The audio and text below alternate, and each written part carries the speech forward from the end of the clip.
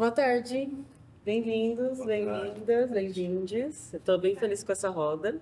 Ela é a última programação, dentro das programações públicas da exposição Caldeira e Miró, que é esse encontro de amigos, essa exposição que trouxe muitas camadas de experimento para a gente, enquanto equipe, produzindo uma exposição, tanto da repercussão que ela teve, dos desdobramentos que ela teve, e de quem a gente recebeu para conversar a partir dela, com ela, e também atravessar completamente o que ela traz. E poder encerrar com essa roda para mim é bastante importante, porque a gente traz um discurso que geralmente a gente não encontra dentro desse espaço, que é essa narrativa contrapelo, como é que a gente está conversando sobre arte e permanências e territórios e arquiteturas não hegemônicas. Então, vamos recebê-los aqui. Hoje a gente tem Tadeu Caçula, Lahaida e Marcelina, com o projeto Quebradinha, e eu vou deixar você se apresentarem, prefiro. A gente começa com a Lahaida. Oi, gente, prazer. Prazer, já conheço pessoas. Meu nome é Lahaida, eu sou brasileira-boliviana, Aymara, minha mãe é Aymara. Eu sou formada em. Olá, Olá. bem-vinda. Eu sou formada em arquitetura e outras artes e faço espacialidade de modo geral. Eu gosto de uma arquitetura mais expandida. Eu escrevi uma coisa aqui hoje porque eu sou péssima falando freestyle. Eu vou para autoassentar e eu não volto, tá? Então, eu gostaria de dar início agradecendo ao convite do Tomiotaki, da Mariana, da Sabrina. Para mim é uma honra estar aqui do lado do Marcelino, do Tadeu. Eu gosto do trabalho dos dois, já conheço, inclusive. Agradecer também a equipe técnica, agradecer seguranças, o administrativo, a limpeza, todo mundo que trabalhou bastante para a gente chegar até esse momento aqui tão importante quanto bonito de reflexão. E aí, vindo, né, pensando que eu gostaria de conversar com vocês, eu fiquei me perguntando se era possível desvincular esses temas, que é arquitetura, território e arte, e obviamente que não. Eles se contaminam muito o tempo todo. E também quem se beneficiaria se a gente, de alguma forma, desvinculasse isso. E por isso me pareceu um convite muito inteligente nomear como tramas, porque é realmente disso que se trata, de fazer essas tramas. Eu vou dividir minha fala em dois tempos. A primeira eu vou falar um pouco sobre amizade enquanto território e na segunda eu vou mostrar um trabalho prático para tentar apresentar de maneira material as coisas das quais eu estou falando na primeira parte. E aí também, para fazer uma coisa mais prática, eu queria pedir licença para vocês para ler uma carta da Clarice Lispector para o Fernando Sabino, para a gente já começar. É bem breve, eu juro. Não é carta longa, sério. Mas Berna, 19 de junho de 1964. Fernando, sua carta me surpreendeu tanto. Eu tive a impressão de ter caído numa coisa assim, de jogar verde para colher maduro. Só agora que eu vejo que vocês no Rio eram uma das garantias que eu procurava. Por que é que todo mundo quer sair do Brasil? Você é espírita, é, Fernando?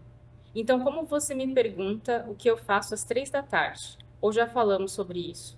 Às 3 da tarde, eu sou a mulher mais exigente do mundo. Eu fico às vezes reduzida ao essencial, quer dizer, só o meu coração bate.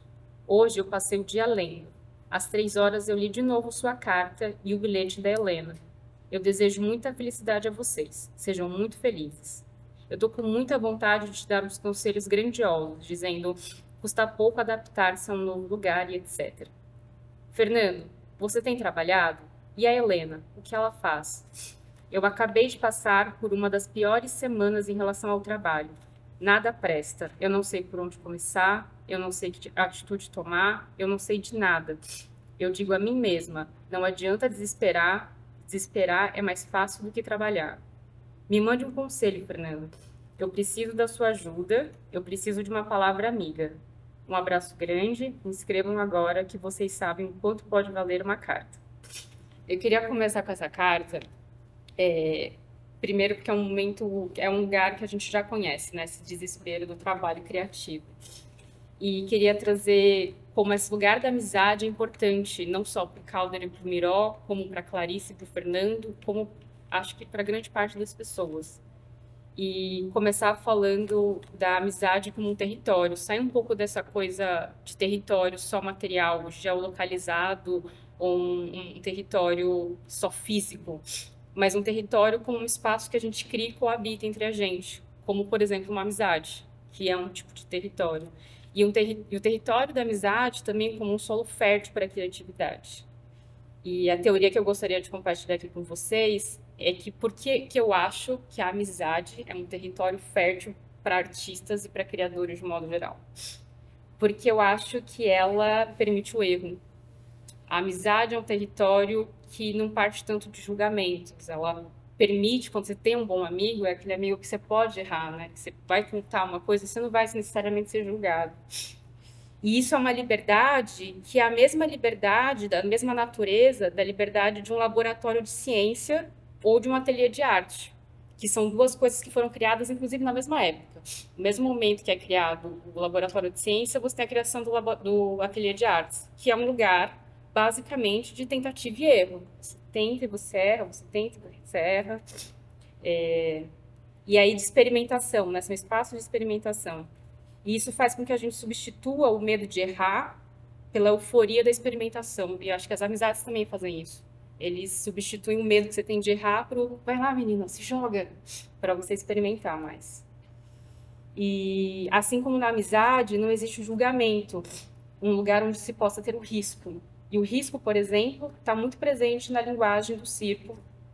Eu não acho que o circo seja uma linguagem que é exclusiva do erro. Eu acho que todas as linguagens têm erro. Tem um risco, né? Mas eu acho que o circo, a Mariana pode estar aqui, é um risco de outra natureza, né? Você pode cair do tecido, você pode não domar um leão. O circo, ele tem um risco, sei lá, a gente pode pintar e não gostar. A gente pode fazer uma peça e não... Essa é minha mãe. Oi, mãe.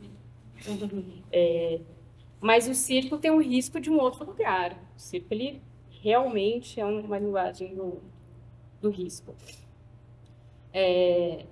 E aí o circo, por exemplo, é uma linguagem do risco e é uma linguagem que está muito presente aqui nos trabalhos do Calder e do Miró. A gente tem Le Petit Soleil, do Calder, que está no YouTube, se vocês quiserem ver. O Calder, ele monta um circo e vai fazendo as experimentações dele. E aí voltando sobre o risco e sobre o erro, né? Também sinalizar aqui como a arte, ela é uma linguagem, mas ela é uma filha rebelde da linguagem, porque ela é uma filha rebelde porque ela contrapõe os sistemas de linguagem. Ou seja, o que é uma linguagem? Você tem aqui o emissor da mensagem e o receptor da mensagem. A arte, como linguagem, ela é rebelde no sentido que ela desfaz essa matriz. Você não joga um sinal, um código, um símbolo e ele vai ser recebido de maneira literal. Ele é aberto, né? Então, ela por si só é uma linguagem que é um erro de linguagem. A essência dela e a beleza dela é porque ela não é plenamente codificável. Os códigos e os símbolos não correspondem claramente às suas intenções, onde nós temos intuição e indiciamento para aproveitá-la. Ela não respeita claramente códigos correspondentes. Ela é entre o isso e o aquilo, e é isso que torna a arte tão sedutora, por isso que ela tem tantos fãs, que são os fãs do mistério, da dúvida, do novo, do desconhecido. E eu acho que lembra sempre aquela metáfora, quando eu dava aula de arte, quando me perguntavam o que é arte, ou o que é essa obra de arte, né? Tipo, o que essa obra de arte está falando? E aí a metáfora da linha do horizonte, assim, que quanto mais você fala o que é arte, quanto mais você tenta explicar uma obra de arte, mais você entra no mar e mais a linha do horizonte vai para frente. Então você está sempre entrando, você está sempre dentro e ela está sempre se afastando, por mais que você esteja dentro e próximo. E porque ela é um erro de linguagem também. Não um erro, como a gente estava falando no início, não é um erro, né? Mas ela não é plenamente material e codificável.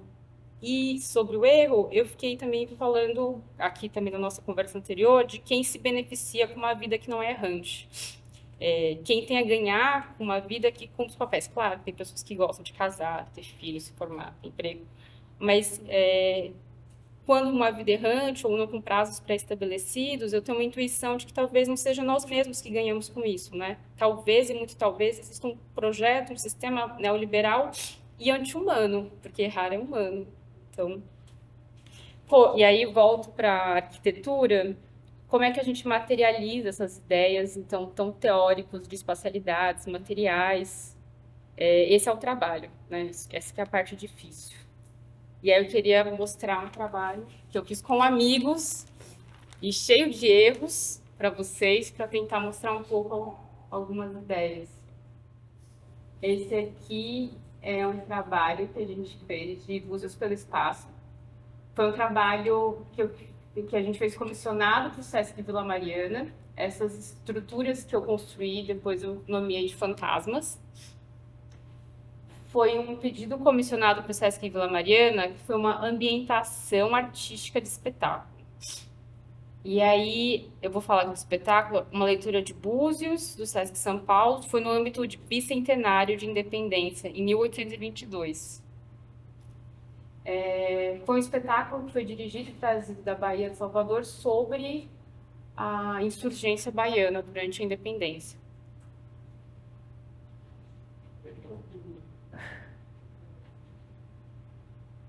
Foi? Pode passar? Pode passar. Aqui, a leitura de Búzios foi um espetáculo que fez parte do elenco, veio do Salvador para cá, outra parte já estava aqui, foi selecionada aqui em São Paulo. E aí a proposta que veio foi: faça uma ambientação para criação artística. Eu fiquei, nossa, como é que você constrói uma coisa para artistas criarem, né? Então, no caso, como era um musical, leitura de Búzios, tinham dançarinos, cantores, diretores e atores que iam ocupar esse espaço, e o desafio era fazer uma ambientação artística. E eu fiquei, tipo, não, é uma história forte sobre resistência político-territorial, e o que é uma ambientação artística? Como é que você cria um lugar propício para que as pessoas possam criar? Elas iniciam seus processos, e aí, a partir das estruturas, também induzem e acolhem essas ideias. Não, só falar com que amigos eu fiz, né? Eu criei Cartografia Negra, fiz a produção, e um colega de longa data, o Zang, fez a montagem. Então, já foi um trabalho entre amigos. Fiquei pensando em como fazer algo leve, algo brando, algo maleável, fluido, mas que ao mesmo tempo fosse acolhedor e seguro, para permitir a fluidez e que um espaço aberto. E aí a única resposta ideal foi que a gente faria com cortinas, com estruturas leves, mas que elas tivessem um formato que, quando elas se unissem, criassem uma reserva. Ou, caso elas fossem em separado, pudesse ter vários ensaios ao mesmo tempo. E, conforme eu fui vendo os ensaios, eu vi que elas basicamente serviam para que os artistas se unissem sem os diretores e ficassem confabulando ali dentro. Virou um espaço de amizade criativo, da onde saem os processos. E a arquitetura efêmera, né? Trazendo uma coisa do Calder e dessas arquiteturas que parecem esculturas, dessas esculturas aqui em cima que parecem arquiteturas espaciais. E aí eu queria finalizar com as 3 perguntas dos slides, para ficar aqui para os meus colegas e para vocês irem pensando sobre quando seus amigos te ajudaram em algo, mesmo sem saber a sua profissão, sendo ela de criação ou não. E se existe alguma profissão sem criação, né? Uma cuidadora de idosos cria um curativo novo. Um pedreiro tem seu jeito próprio de colocar massa corrida no lugar. Toda profissão tem um lugar criativo que a pessoa faz repetidas vezes e cria suas próprias técnicas. Isso, para mim, já é um lugar artístico de criação. E o erro é um sintoma de liberdade. A gente nem precisa falar aqui, entre nós, que algumas pessoas na sociedade são permitidas o erro e outras não, né? E que talvez, ao invés de a gente ficar se culpando por errar, ou esse falso errar, a gente tenha que enxergar os nossos erros como uma humanidade e como um sintoma da nossa liberdade. Tipo, poxa, eu errei, que legal, eu posso. Tipo, eu posso criar e errar. E, final, a arte, território e a arquitetura precisam de liberdade para a criação. A gente precisa de solos férteis, tramas fortes, e logo produzir erros e produzir ambientes de trabalho com amigos ou com pessoas queridas, para que a gente consiga produzir, para que a gente consiga criar verdadeiramente do que a gente é, e não uma demanda posta. É isso, gente.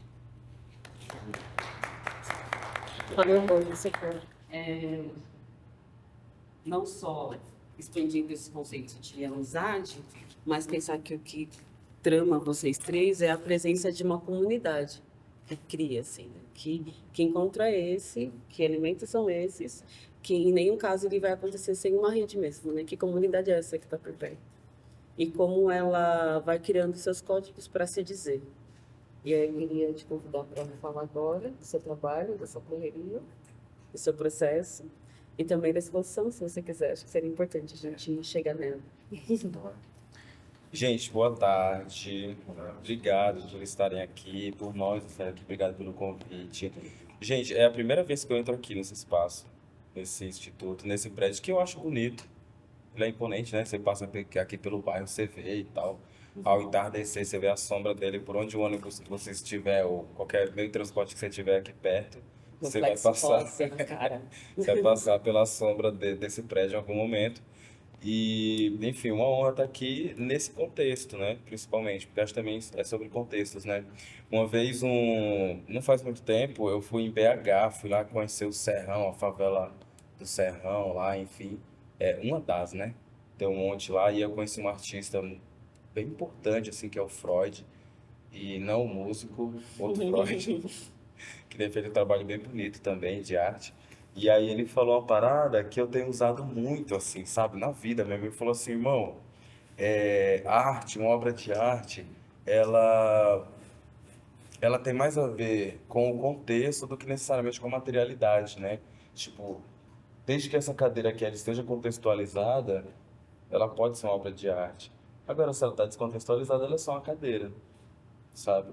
Então, tipo, pensando nisso, eu tava falando, né, agora há pouco, assim, que eu gosto de falar de polêmica, assim, sabe? Eu gosto quando o assunto fica polêmico, porque todo mundo fica efervescente, todo mundo contribui, e aí fica mais animado. Mas, enfim, falei disso porque minha pesquisa, meu processo criativo, aliás, eu tô falando, nem me apresentei, né? Se apresente. Caramba, mal educado.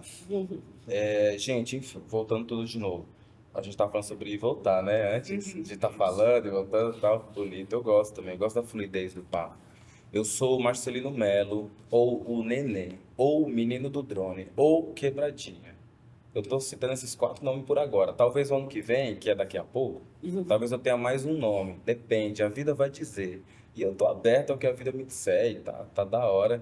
Eu sou nascido no sertão de Alagoas, mais especificamente numa cidadezinha chamada Carneiros, e não é a praia de Carneiros de Pernambuco.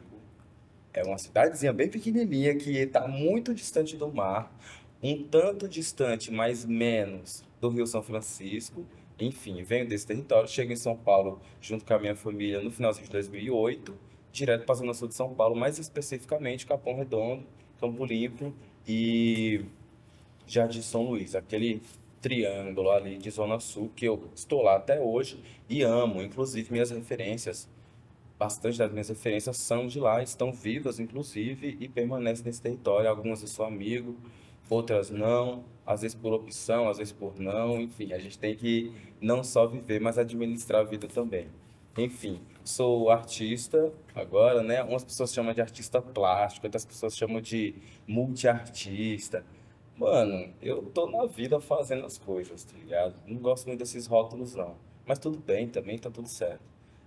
Sou arte educador, sou fotógrafo aéreo, eu falo isso porque minha fotografia ela é especificamente com drone, eu especificamente fotografo favelas e periferias vista de cima, mas agora as artes plásticas, né, as artes visuais têm me levado para um lugar bem interessante que vai de encontro, que Mariana falou antes de eu falar, que é da exposição que estreamos, não só eu, né, tem muita gente que trabalhou para isso ter dado certo, a Evelyn, inclusive, que está ali agora ali fora da roda. Ela é uma pessoa, Sem expor os amiguinhos, mas está fora da roda. uma pessoa muito importante, muito inteligente, jornalista, periférica, enfim, mulher negra e, por muita sorte, minha companheira também. Sorte a minha, né, no caso. Talvez a dela também, depende do dia. Eu sou nascido em agosto, gente, sou leonino, mano, de Tem verdade. que ter paciência. Enfim, mas falando disso, porque né, meu processo criativo ele parte muito da música, a música está muito presente, é o que a gente tinha falado aqui, trouxe inclusive uma para a gente, de repente, ouvir, né? Acho que dá, né? Pode ser, Acho que sim. dá para a gente ouvir, dá para a gente falar sobre também, acho que tempo a gente tem para isso. E E eu esqueci a pergunta, tô enrolando um pouco Você se já. apresentou, Mas ia perguntei. chegar na exposição, você acabou de... É verdade. Era só isso. Você conhece, não conhece o Trello? Não, eu lembrei, gente. Eu queria falar ainda de contexto. Era por isso que eu tinha falado do Freud. E aí vai de encontro do porquê que eu falei que tô aqui a primeira vez. Na verdade é isso. Porque, na verdade, eu tô mentindo. Não é a primeira vez que eu pisei nesse prédio, não. É a segunda. Mas a primeira vez faz vários anos, tá ligado? E aí era em outro contexto. E é sobre isso, sobre contexto. Eu vim aqui com dois amigos. Eu não vou me lembrar o ano. Eu era bem molecote, assim, bem molecote. Dois amigos artistas. Artistas do grafite da Zona Sul de São Paulo. Dos grafiteiros mais velhinhos, assim, os grafiteiros que eu conheço. Os novinhos eu não conheço. É, E aí, olha que interessante. Não sei quem é diretor aqui agora, mas na época, não vou me lembrar o nome dela, ela também é diretora ou coordenadora, sei lá, de um espaço lá no Campo Limpo muito importante para o território, que é o Projeto Arrastão. Conhece? Vocês conhecem? Enfim. E aí, no mais, a gente veio trazer aqui umas obras desses amigos artistas que fizeram em encomenda para essa pessoa. E a gente entregou aqui, porque teria uma festa de aniversário aqui, lá no topo desse prédio, assim. Eu sei o que que tem lá, mas na época a gente chegou à noite, e tal, tinha uma galera aqui. E ali eu não era um artista, eu era só um amigo ajudando outros amigos a descarregar um caminhão, sabe?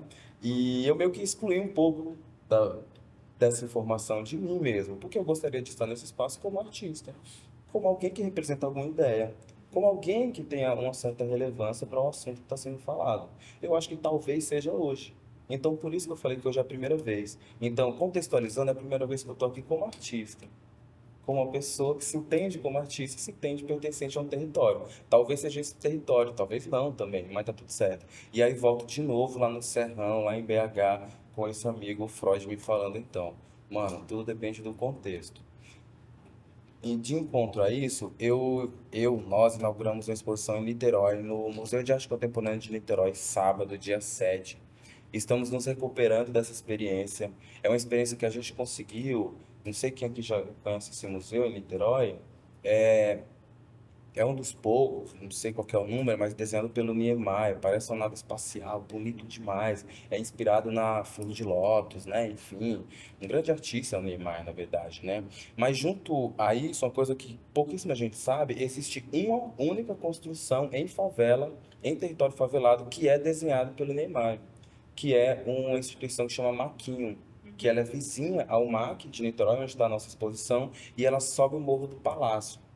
E olha que interessante, o meu trabalho, para quem conhece, e para quem não conhece, eu falo também, meu trabalho ele parte, principalmente, pelo menos em destaque, de uma série de esculturas pequenininhas, de casinhas de favela que se chama Quebradinha. É uma série em que eu coloco numa escala especificamente de 1 por 20, né?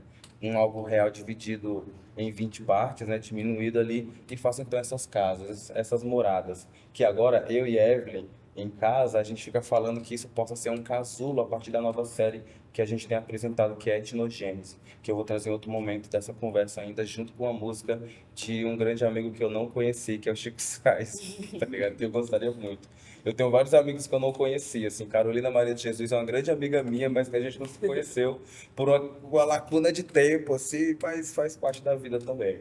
Enfim, pensando nisso, nós chegamos no MAC com uma exposição individual em que eu consegui construir 47 obras e que 5 delas estão nesse outro espaço, que embora eles tenham sido pensados juntos por um grande artista brasileiro que é o Niemeyer, ele foi construído separado e tudo bem, a fim de unir esses territórios, porém, o jogo político faz com que esses dois equipamentos eles não se conversem. E esses dois territórios, consequentemente, não se conversem mais.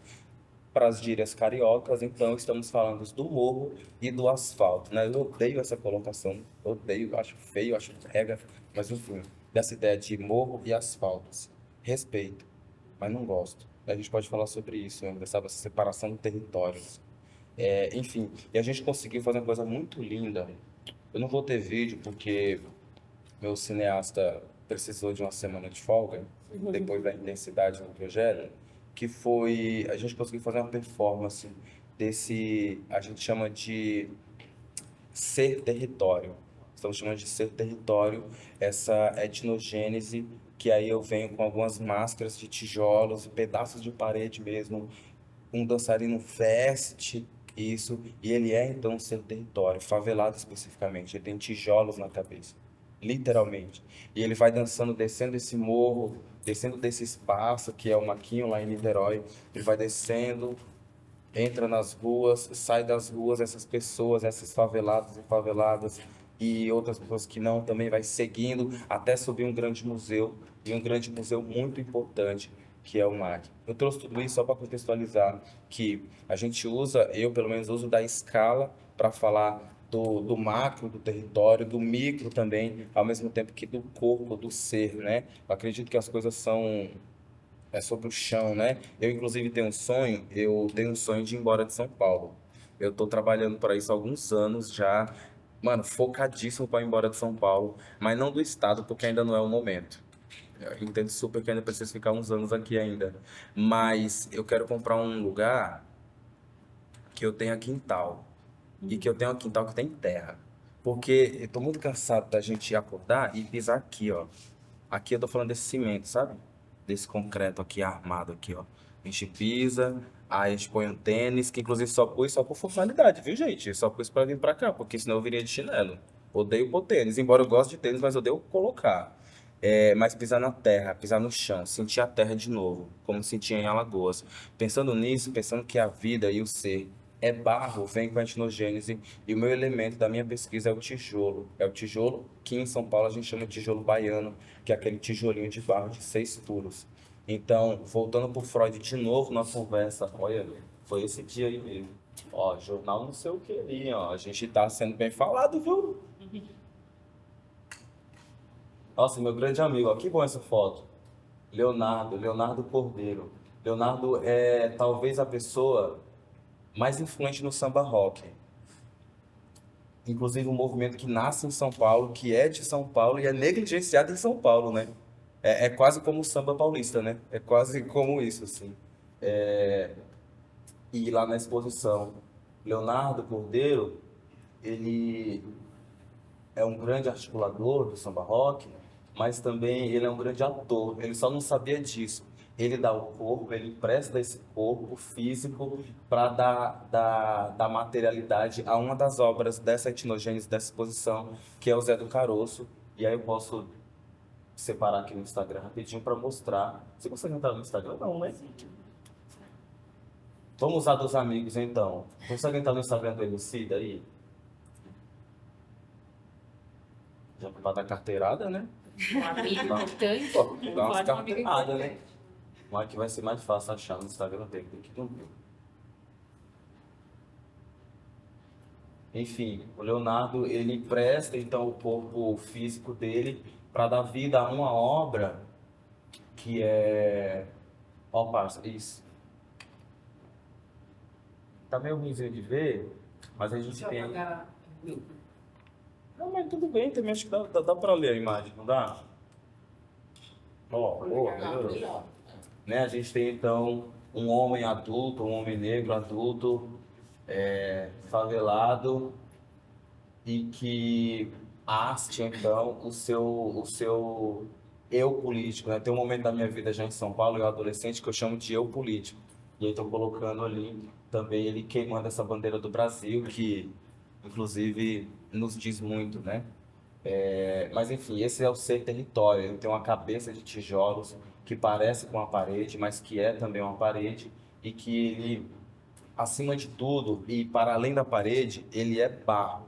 E é sobre isso, ele é terra, ele é chão. E esse é o contexto, então, de novo. O contexto é que esse ser território, ele é o seu território, ao mesmo tempo que ele habita o seu território. Então, a gente tem ali um grande jogo, né? Ao mesmo tempo que o território cria esse território, esse personagem cria o território também, sabe? Tem um jogo ali de... O Nego Bispo talvez colocaria isso como confluência, né? Que fica ali uma coisa criando a outra, e enfim. Já que Mariana caguetou nós, o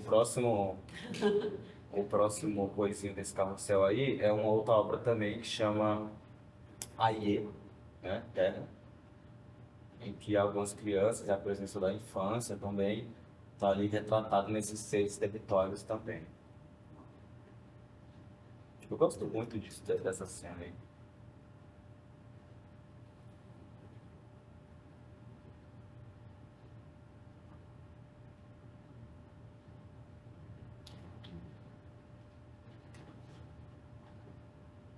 Bonito, né? Já vou pedir, já. Pode passar pro próximo? Não tem mais nada não. Era isso. Ah, tem sim. E Bonito, né? é só uma boa fofoqueira. Caramba, hein? É, gente, eu gosto. Eu não consigo. Sabia que as pessoas me perguntam assim, como você tá se sentindo fazendo isso? Eu falo, sei lá, mano, acho que a gente tem que esperar o tempo dizer, tá ligado? Não sei não. Eu fico vendo, eu fico assim, tipo, caramba, mano. Pô, bem feito. Gente, nem era o plano, mas eu tenho tempo ainda? Não, né? Teoricamente, Não. mas vai. Não, tudo bem, não precisa. Mas pode ir. Não precisa, tá tudo bem. Encerro A aqui gente então, pode gente. voltar, porque a gente tem tempo. É, a gente volta. Depois eu vou só ler uma carta que eu recebi também. Na verdade, eu tô falando uma carta, mas foi uma mensagem no WhatsApp. É o texto curatorial do Emicida para essa exposição. E aí tem um pedaço que eu acho que faz bastante sentido, que ele coloca, vou ver se eu consigo, eu sou ruinzinho lendo assim, mas bora lá. Bom, as pessoas são igualzinho madeira. Cada um tem uma cor, mas são tudo madeira. O marceneiro me disse isso enquanto instalava cada uma das quase 60 ripas de garapeira que compõem o deck da piscina. No arco-íris que abrigava desde um marrom fosco, meio café, levemente avermelhado, até um amarelo gema de ovo de galinha caipira, mas não. Eita, gema caipira. Não só todo mundo era madeira, como era a mesma espécie, a garapeira. Na construção civil brasileira, muitas vezes essa árvore, também nativa da América do Sul, substituiu sua irmã peroba rosa. Essa, um outro espetáculo de cores, um marrom bege que sonha ser amarelo, guardando em seu interior um rosa divinamente equilibrado entre o furioso e o suave. Essa paleta era tão maravilhosa que sempre que a via, era a primeira vez. Tanta beleza quase aliviava seu peso. Era assim, gente, aqui tá no WhatsApp, tá horrível aqui a diagramação, viu? Era assim que me perdia em mil pensamentos sobre cores enquanto trabalhava de pedreiro. Hoje, seu peso nem parece tão absurdo. Uma viga de 6 metros deve ter uns 40 ou 50 quilos. Mas carregá-la aos 10 anos de idade definitivamente fez com que durante o resto da minha vida eu me recordasse apenas do peso e não da beleza. É isso. É um pedacinho do texto do Emicida para a abertura da nossa exposição Etnogênese. Depois o texto discorre, eu posso compartilhar, mas depois ele discorre o contexto vai mudando um pouco. Mas eu gosto muito desse trechinho, que ele é um lugar muito artístico, né? Você tem ali um ser que ainda é criança, fazendo um trabalho muito duro, e aí que por esse trabalho ser tão duro e tão pesado, faz com que esse mesmo ignore a beleza das coisas e da vida e passe a pensar apenas no sofrimento dela, né? E aí a arte é um pouco disso, só que porém num lugar contrário, né? Talvez a partir da brutalidade das coisas a gente passe a falar da leveza delas. É isso, gente. É gostoso ver você falar do processo e o quanto de beleza a gente vai vendo que você não diz também, né? E de encontro com aquela raia da taça, que amizade é essa? Ah, esse aqui é o cara, esse fulano, quanto que esse corpo alimenta o trabalho. De novo, não é só sobre um, é uma comunidade que vai colocando camadas, texturas. E eu vou deixar minhas perguntas para o final. Prefiro. Vou te ouvir, Cássio. Tá bom. Bem-vindo. Na verdade, eu queria continuar ouvindo eles. Tá É bom? gostoso, né? É. A gente aprende tanto, né? Acho que é isso. A gente tem que estar sempre atentas e atentos a aprender em todos os momentos, com todas as trocas, com todos os escambos possíveis, né? Para poder acumular mais capital cultural. E a partir daí a gente sair assim, de giras como essa, observando a cidade com uma outra perspectiva, né? Então, eu sou o Tadeu Caçula, não é? Já fui apresentado aqui pela Mari. Talvez eu vou trazer outros elementos do que foi proposto para essa gira que a gente está realizando aqui hoje, para tratar um pouco sobre essa questão de como essas tramas, arquiteturas e como a própria cidade vai apresentando camadas e possibilidades da gente enxergá-la, da gente interagir com essa cidade e ao mesmo tempo não interagir por conta de várias outras tramas que nos impedem também de interagir com essa cidade, né? Então o meu olhar vai muito mais para um olhar de um sambista periferizado do que de um sociólogo, né, que está observando a cidade por esse olhar. E aí falando de música, né, não tem como eu, primeiro como um sambista e depois sociólogo, não iniciar essa gira também trazendo uma das pessoas que para mim é uma referência fundamental para poder compreender não só questões relacionadas à cultura da cidade de São Paulo, não só pensando questões relacionadas às diferenças sociais da cidade, mas sobretudo como a cidade se expande, como a própria arquitetura da cidade também é nociva para uma grande parte da população dessa cidade, né? Estou falando do grande intelectual Geraldo Filme. E aqui já de início recitar um samba dele. Vocês me permitem? Se eu ficar um pouco monótono, vocês não estranhem, não fiquem chateados, porque a monotonia também faz parte dessas tramas, né, dessa cidade. Tem muitas coisas que não deixam no lugar de monotonia e a gente tem que reaprender com ela como fazer essa reconexão.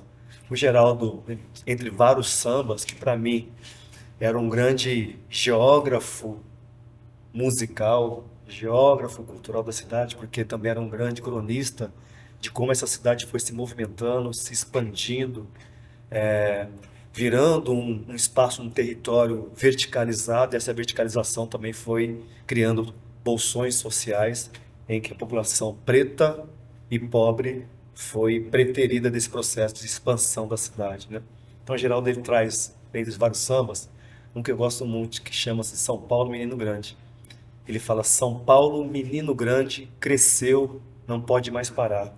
Do pátio do colégio, quem lhe viu nascer, um velho ipê parece chorar. Não vejo a sua mãe preta na rua com seus pregões. Cafezinho quentinho, senhor, pipoca, pamonha quentão. Lembrar, deixa-me lembrar. Lalaiá, lalaiá, laiá. Agora que o menino cresceu, perdeu sua identidade, sua simplicidade. Não quer mais o seu amor perfeito e o cravo vermelho seu amigo do peito. São Paulo de Anchieta e de João Ramalho. Onde estão seus boêmios, a sua garoa, cadê seu orvalho? Lembrar, deixa-me lembrar. Lalaiá, lalaiá, laiá. Então, Geraldo está fazendo ali uma discussão muito interessante de como essa cidade vai crescendo, deixa de ser, né, aquele lugar primário daquela pequena província, né, que correspondia apenas ao triângulo histórico da cidade, onde a população preta, inclusive, fazia parte desse processo, e aí você começa o processo de expansão, desenvolvimento econômico da cidade, desenvolvimento social, uma cidade que começa a se modernizar e começa também a estabelecer quais os territórios e quais corpos ocupam esses determinados territórios, não é? E aí essas escolhas, essas decisões, não são decisões tomadas da mesma forma como nós estamos aqui, em comunidade, né? Discutindo, pautando e vendo a possibilidade de como a gente pensa a cidade numa perspectiva que a gente também tem que ser partícipe dessa cidade. Então, a partir desse triângulo histórico e a partir dessas músicas, de outras várias, de outros vários sambas que eu ouço desde garoto na minha casa de sambista, casa de macumbeiros, casa de capoeiristas, né? Então você tem acesso a muitas músicas e a muitos contos e a muitas cantigas que vai também nos nutrindo, né, de um saber que a gente não adquire na academia. E são esses os saberes que fazem com que, de fato, a gente vai buscar outras formas de compreender que cidade que a gente vive ou qual a cidade que a gente quer e projeta para o futuro, né? Então, pensando todas essas questões, eu queria trazer, acho que, 3 contribuições, talvez, para a gente poder pensar juntas e juntos aqui. A primeira foi baseada numa pesquisa que eu realizei, que se transformou no meu primeiro livro, chamado Casa Verde, uma pequena África paulistana, não é?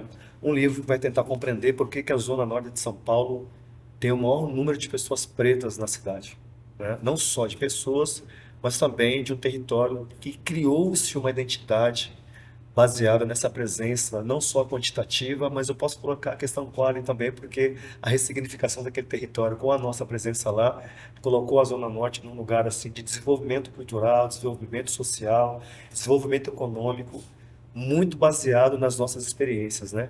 Baseado naqueles acúmulos que os nossos mais velhos tiveram, que levaram consigo, que deixaram uma base muito bacana ali, muito estruturada, para que a gente pudesse pensar a partir daquele território outra forma de pensar a cidade. Então, a partir desse processo de desenvolvimento da cidade, e todos nós aqui sabemos, e aqui vão alguns óbvios, e alguns óbvios são necessários para poder reafirmar aquilo que de fato faz parte da realidade concreta que a gente vive hoje, não é? Numa cidade extremamente segregadora, elitista, patriarcal, por que não dizer também com pensamento extremamente colonial, no sentido de como essas relações e essas tramas vão se dando aqui nessa cidade, não é? Então, a partir daí, a gente foi, quando digo a gente, porque não estou me referindo na terceira pessoa, mas várias mãos e várias digitais e várias pessoas que também contribuíram para poder produzir essa pesquisa que virou livro, foi entender esse processo. Esse processo se deu justamente por conta de um dos primeiros processos de gentrificação, dos primeiros projetos de gentrificação da cidade. Com essa expansão, essa população negra é expulsa e levada para outros territórios. São criados outros territórios para poder alocar. Na realidade, a gente usa o termo alocar para ficar um termo mais garboso, né? Mais pomposo. Mas na realidade, o que eu uso em termos de defesa narrativa, discursiva nesse processo, é que houve uma higienização étnica da cidade de São Paulo no processo que a cidade começa a se modernizar, em especial no início do século passado, século XX, 1910, 1920, quando a cidade começa a expandir, muito em função também da ascensão econômica da cidade de São Paulo, por conta, do meu ponto de vista, do terceiro maior ciclo econômico que nós tivemos aqui, sobretudo no Sudeste, depois dos que antecederam, né? Que foi o primeiro foi cana-de-açúcar e algodão no Nordeste, século XVI, XVII, século XVII e XVIII, com a ascensão do garimpo, na região centro-oeste, e aí depois a mais próxima para o estado de São Paulo, que foi o ciclo cafeeiro, que projeta o estado de São Paulo, por sua vez a cidade de São Paulo, como a cidade, o estado e a cidade mais rica do país. Também em função da superexploração, não só da mão de obra, mas também das tecnologias dos povos das diásporas africanas. Isso está dado, não preciso ficar massificando em cima disso. Não entendi. Sim. Então, quando você sai do triângulo histórico, você começa a criar esses bairros nessa região, que hoje é conhecida como região central, mas naquela época era a periferia da cidade. Bexiga, não é? Ou, por que não dizer Saracura, por conta do quilombo Saracura que tinha ali, o Corpo Saracura, não é? Você tem também a Liberdade, como outro grande território que está em disputa ainda nesse momento, não é? Por conta de todo o processo de apagamento, essas tramas, né? Que é essa branquitude do poder político, econômico, racista, elitista dessa cidade, continua colocando sobre os outros grupos sociais e afastando da possibilidade de ter a sua identidade também, as suas digitais muito bem marcadas nesses territórios historicamente habitados por pessoas pretas que no primeiro processo já tinham sido expulsas por esse processo eugenista que aconteceu no século passado, e que esses apagamentos começam a ser sistêmicos, porque na medida que a cidade vai se expandindo, essa população vai sendo mais afastada desses bolsões. E aí o livro da Casa Verde então, vai compreender essa dinâmica da cidade, essa dinâmica que dialoga com um novo projeto arquitetônico da cidade, com a aspiração europeia, porque na realidade, se fosse buscar pelas referências que nós temos aqui, a arquitetura dessa cidade tinha que dialogar muito mais com os povos originários que já estavam aqui, com os povos das diásporas africanas que também tinham tecnologia de arquitetura, e muitos deles, inclusive, foram responsáveis por construir os primeiros prédios dessa cidade, não é? Quando a gente pega, por exemplo, a história de Antônio Pinto Oliveira, não é? O Tebas, que foi sistematizado agora num livro organizado pelo jornalista Abílio Ferreira, que foi, inclusive, Tebas, um arquiteto negro na São Paulo escravocrata, é o nome do livro, da pesquisa, que vai falar sobre vários pontos, vários prédios históricos da cidade de São Paulo que foram construídos por mãos de ex-escravizados africanos, e que quando você vai contar a história da cidade, da maior cidade do país, a cidade mais rica do hemisfério sul, nem entra na conta da população negra dos povos originários, o enriquecimento dessa cidade e muito menos o desenvolvimento arquitetônico da cidade. Não é? Quando você pega, por exemplo, o Chafariz da Misericórdia, quando você pega, por exemplo, a Capela dos Francisquinos, os arcos da Capela dos Francisquinos, que foi construído por Antônio Pinto Oliveira, que a torre da Catedral da Sé, da Igreja da Sé, não é essa grande, a primeira Igreja da Sé era uma igreja que não tinha torre, não é? E aí quem construiu foi Antônio Pinto Oliveira. E esse nome não fica registrado também na história, não só arquitetônica, mas no desenvolvimento econômico, social e cultural da cidade. E aí vou trazer novamente esse intelectual que sempre anda comigo, porque eu faço muita questão de andar com ele, né? Que é Geraldo Filme. Eu fui conhecer a história de Tebas através de um samba de Geraldo Filme, que ele escreveu em 1974 para a escola de samba que até então ele frequentava, que era Paulistano da Glória, que por sinal ficava com a sua sede ali no bairro da Liberdade, não é? Que para que também tem um outro marcador ali para além da Lava Pés, né? Que foi fundado ali também por Madre Eunice, Chico Pinga, Zé da Caixa, pessoas presas que já foram inclusive despejadas da parte alta do bairro da Liberdade, que antigamente era o bairro da Polvo, não é? E aí todo mundo sabe por que que se chama Liberdade, não preciso repetir aqui, né? Todo mundo sabe por que que o nome da Liberdade, né? Ok? Então, você tem esse processo dessas escolas de samba, esses grupos sociais se organizando nesses espaços. E aí Geraldo Filme, em 74, escreve um samba, Tebas Negro Escravo. Ele vai falar, Tebas Negro Escravo, profissão alvenaria, construiu a velha sé, em troca pela carta de alforria. 30.000 cruzados que lhe deu Padre Justino, tornou seu sonho realidade. Daí surgiu a velha sé, que hoje é o marco zero da cidade. Exalto no cantar de minha gente, a sua lenda, seu passado, seu presente. Praça que nasceu do ideal, de braço escravo, é praça do povo. Velho relógio, encontro dos namorados. Me lembro ainda do bondinho de Tostão, engraxate batendo lata de graxa e camelô fazendo pregão. O tiratema dos sambistas do passado, bexiga, barra funda e lava-pés. O jogo da tiririca era já formado, o ruim caía e o bom ficava de pé. O meu São Paulo, elelê, era moda, vamos na sé que hoje tem samba de roda. O meu São Paulo, elelê, era moda, vamos na sé que hoje tem samba de roda. Ou seja, olha ele narrando, e aí ele acrescenta mais alguns territórios negros nessa narrativa musical que ele traz, né? Nessa reflexão sobre como a cidade de São Paulo está sendo perversamente cruel com a população negra que ajudou a construir, mais uma vez eu repito, não só economicamente essa cidade, não só arquitetonicamente essa cidade, mas também tecnologicamente essa cidade. Porque foram as tecnologias africanas que foram utilizadas mais do que a força do trabalho para poder desenvolver economicamente esse país nos três grandes ciclos econômicos que nós tivemos. Esses que eu mencionei agora há pouco, cana-de-açúcar e algodão, garimpo e também o café. Primeiro, pela cana-de-açúcar e algodão, pela questão de serem detentores da tecnologia, não só da agricultura, mas também da pecuária.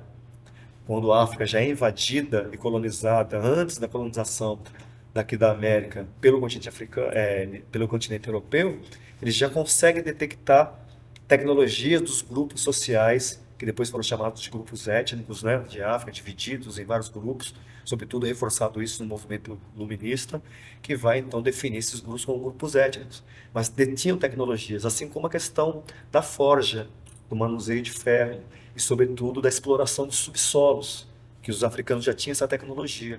Por isso que aqui, inclusive no ciclo do garimpo, você tem todas essas escavações, você vai para Ouro Preto, para essas cidades históricas, né, onde houve o maior saque de riquezas, né, da história do Brasil. Quer dizer, naquele contexto, né, o maior saque tem tido agora com, enfim, esse neoliberalismo que está vendendo tudo. É, exato. É que só uma parte, né, para não me estender, para poder fechar um pouco, você trouxe um assunto muito bom, né, porque o primeiro-ministro de Portugal disse que queriam pensar uma política de reparação histórica sobre a barbárie que foi a escravidão, e a gente sempre pensa assim, cara, não precisa fazer isso, só você devolver o ouro, né? Manda o Pix pra gente Tá tudo e tá certo. tudo certo, vocês seguem muito bem com a vida de vocês, a gente continua seguindo, porque a gente conseguiu se organizar aqui, se reumanizar aqui, ressignificar este país, se colocar muita carga de afroculturalidade e de tecnologias africanas, a ponto, inclusive, da nossa querida genial Lélia Gonzalez dizer que as nossas americanidades foram fundamentais para constituir esta língua que é o português, não é? Então, só essa parte para não fugir um pouco, senão eu não estou escritinho, eu falei assim que eu vou, né? E volto, mas eu vou conseguir voltar. Então é um pouco isso. Então o livro ele vai trazer um pouco desses aspectos e ele também foi fundamental para poder me ajudar em algumas outras pesquisas. Quando eu fui convidado pelo Sesc São Paulo para compor um trio de curadores para pensar a exposição Margens de 22, Presenças Populares, que ficou instalada na unidade do Sesc Carmo, a gente estava colocando ali uma perspectiva contra-narrativa sobre a Semana de Arte Moderna de 1922, que ficou ali relegada ao Teatro Municipal e poucas pressões culturais, então não tinha uma totalidade, um volume de artes, até porque quem estava produzindo cultura, quem estava produzindo intelectualidade, quem estava produzindo modernidade naquela época, na Semana de 22, não estava dentro do teatro, estava às margens, né? E aí a gente trouxe uma série de outras contribuições artísticas, culturais, intelectuais, né? E aí, por que não dizer decoloniais, porque de fato essas decolonialidades sempre estiveram muito presentes nas contranarrativas euro-orientadas que a gente tem aqui, não é? Então, quando a gente traz, por exemplo, a experiência do que foi no pós-modernismo, você tem um movimento antropofágico, por exemplo, como você tem, por exemplo, isso muito colocado no que foi a criação do Grupo Barra Funda, de 1914, que antecedeu, inclusive, na Semana de Arte Moderna, mas como um grupo de pessoas pretas que estão sendo preteridas à cidade, que estão passando por um projeto eugenista, está passando por um processo de esvaziamento, de expropriação dos seus territórios históricos, não é? Como que essas pessoas conseguem se ressignificar, bebendo de várias outras experiências, e no movimento, do meu ponto de vista cultural antropofágico, ressignifica esse movimento do que é o batuque de o samba de bumbo de Pirapora, o jongo de Guaratinguetá, todas essas manifestações se transformando num grupo carnavalesco e vai colocar esses corpos que não são quiços da cidade, esses corpos que estão sendo higienizados social, etnicamente e economicamente da cidade, vai para dentro da cidade, vai fazer esse contrafluxo que a elite está fazendo com a população dele. Então, o Grupo Barra Funda, do nosso ponto de vista, ele entrou na exposição como este movimento que vai ser também uma grande inspiração, que já estava antes da Semana de Arte Moderna, apresentando não só uma insubordinação social, mas também uma nova forma estética de ocupação da cidade, com as suas fantasias, com seus instrumentos, com a sua música, que era uma música inédita, até porque em 1914 esse Grupo Barra Funda sai daqui, ocupando as ruas da cidade, discutindo, debatendo o direito à cidade, né? Esse conceito é muito contemporâneo, mas eles já estavam discutindo isso, e é interessante porque eles estão fazendo isso num momento em que eles vão deixar ali alguns sinais, algumas pistas para que quem veio depois pudesse beber dessa fonte e a partir dali também desenvolver outras ações de ocupar a cidade, como foi em 17, por exemplo, com o Grupo Campos Elíseos. O bairro do Campos Elíseos era um bairro em que moravam ali, tinha os pequenos palacetes dos barões do café, né? Eles chamam na época. Desculpa. Vamos pensar que sim, mas só para poder deixar eles felizes, né? Mas nós sabemos que não, né?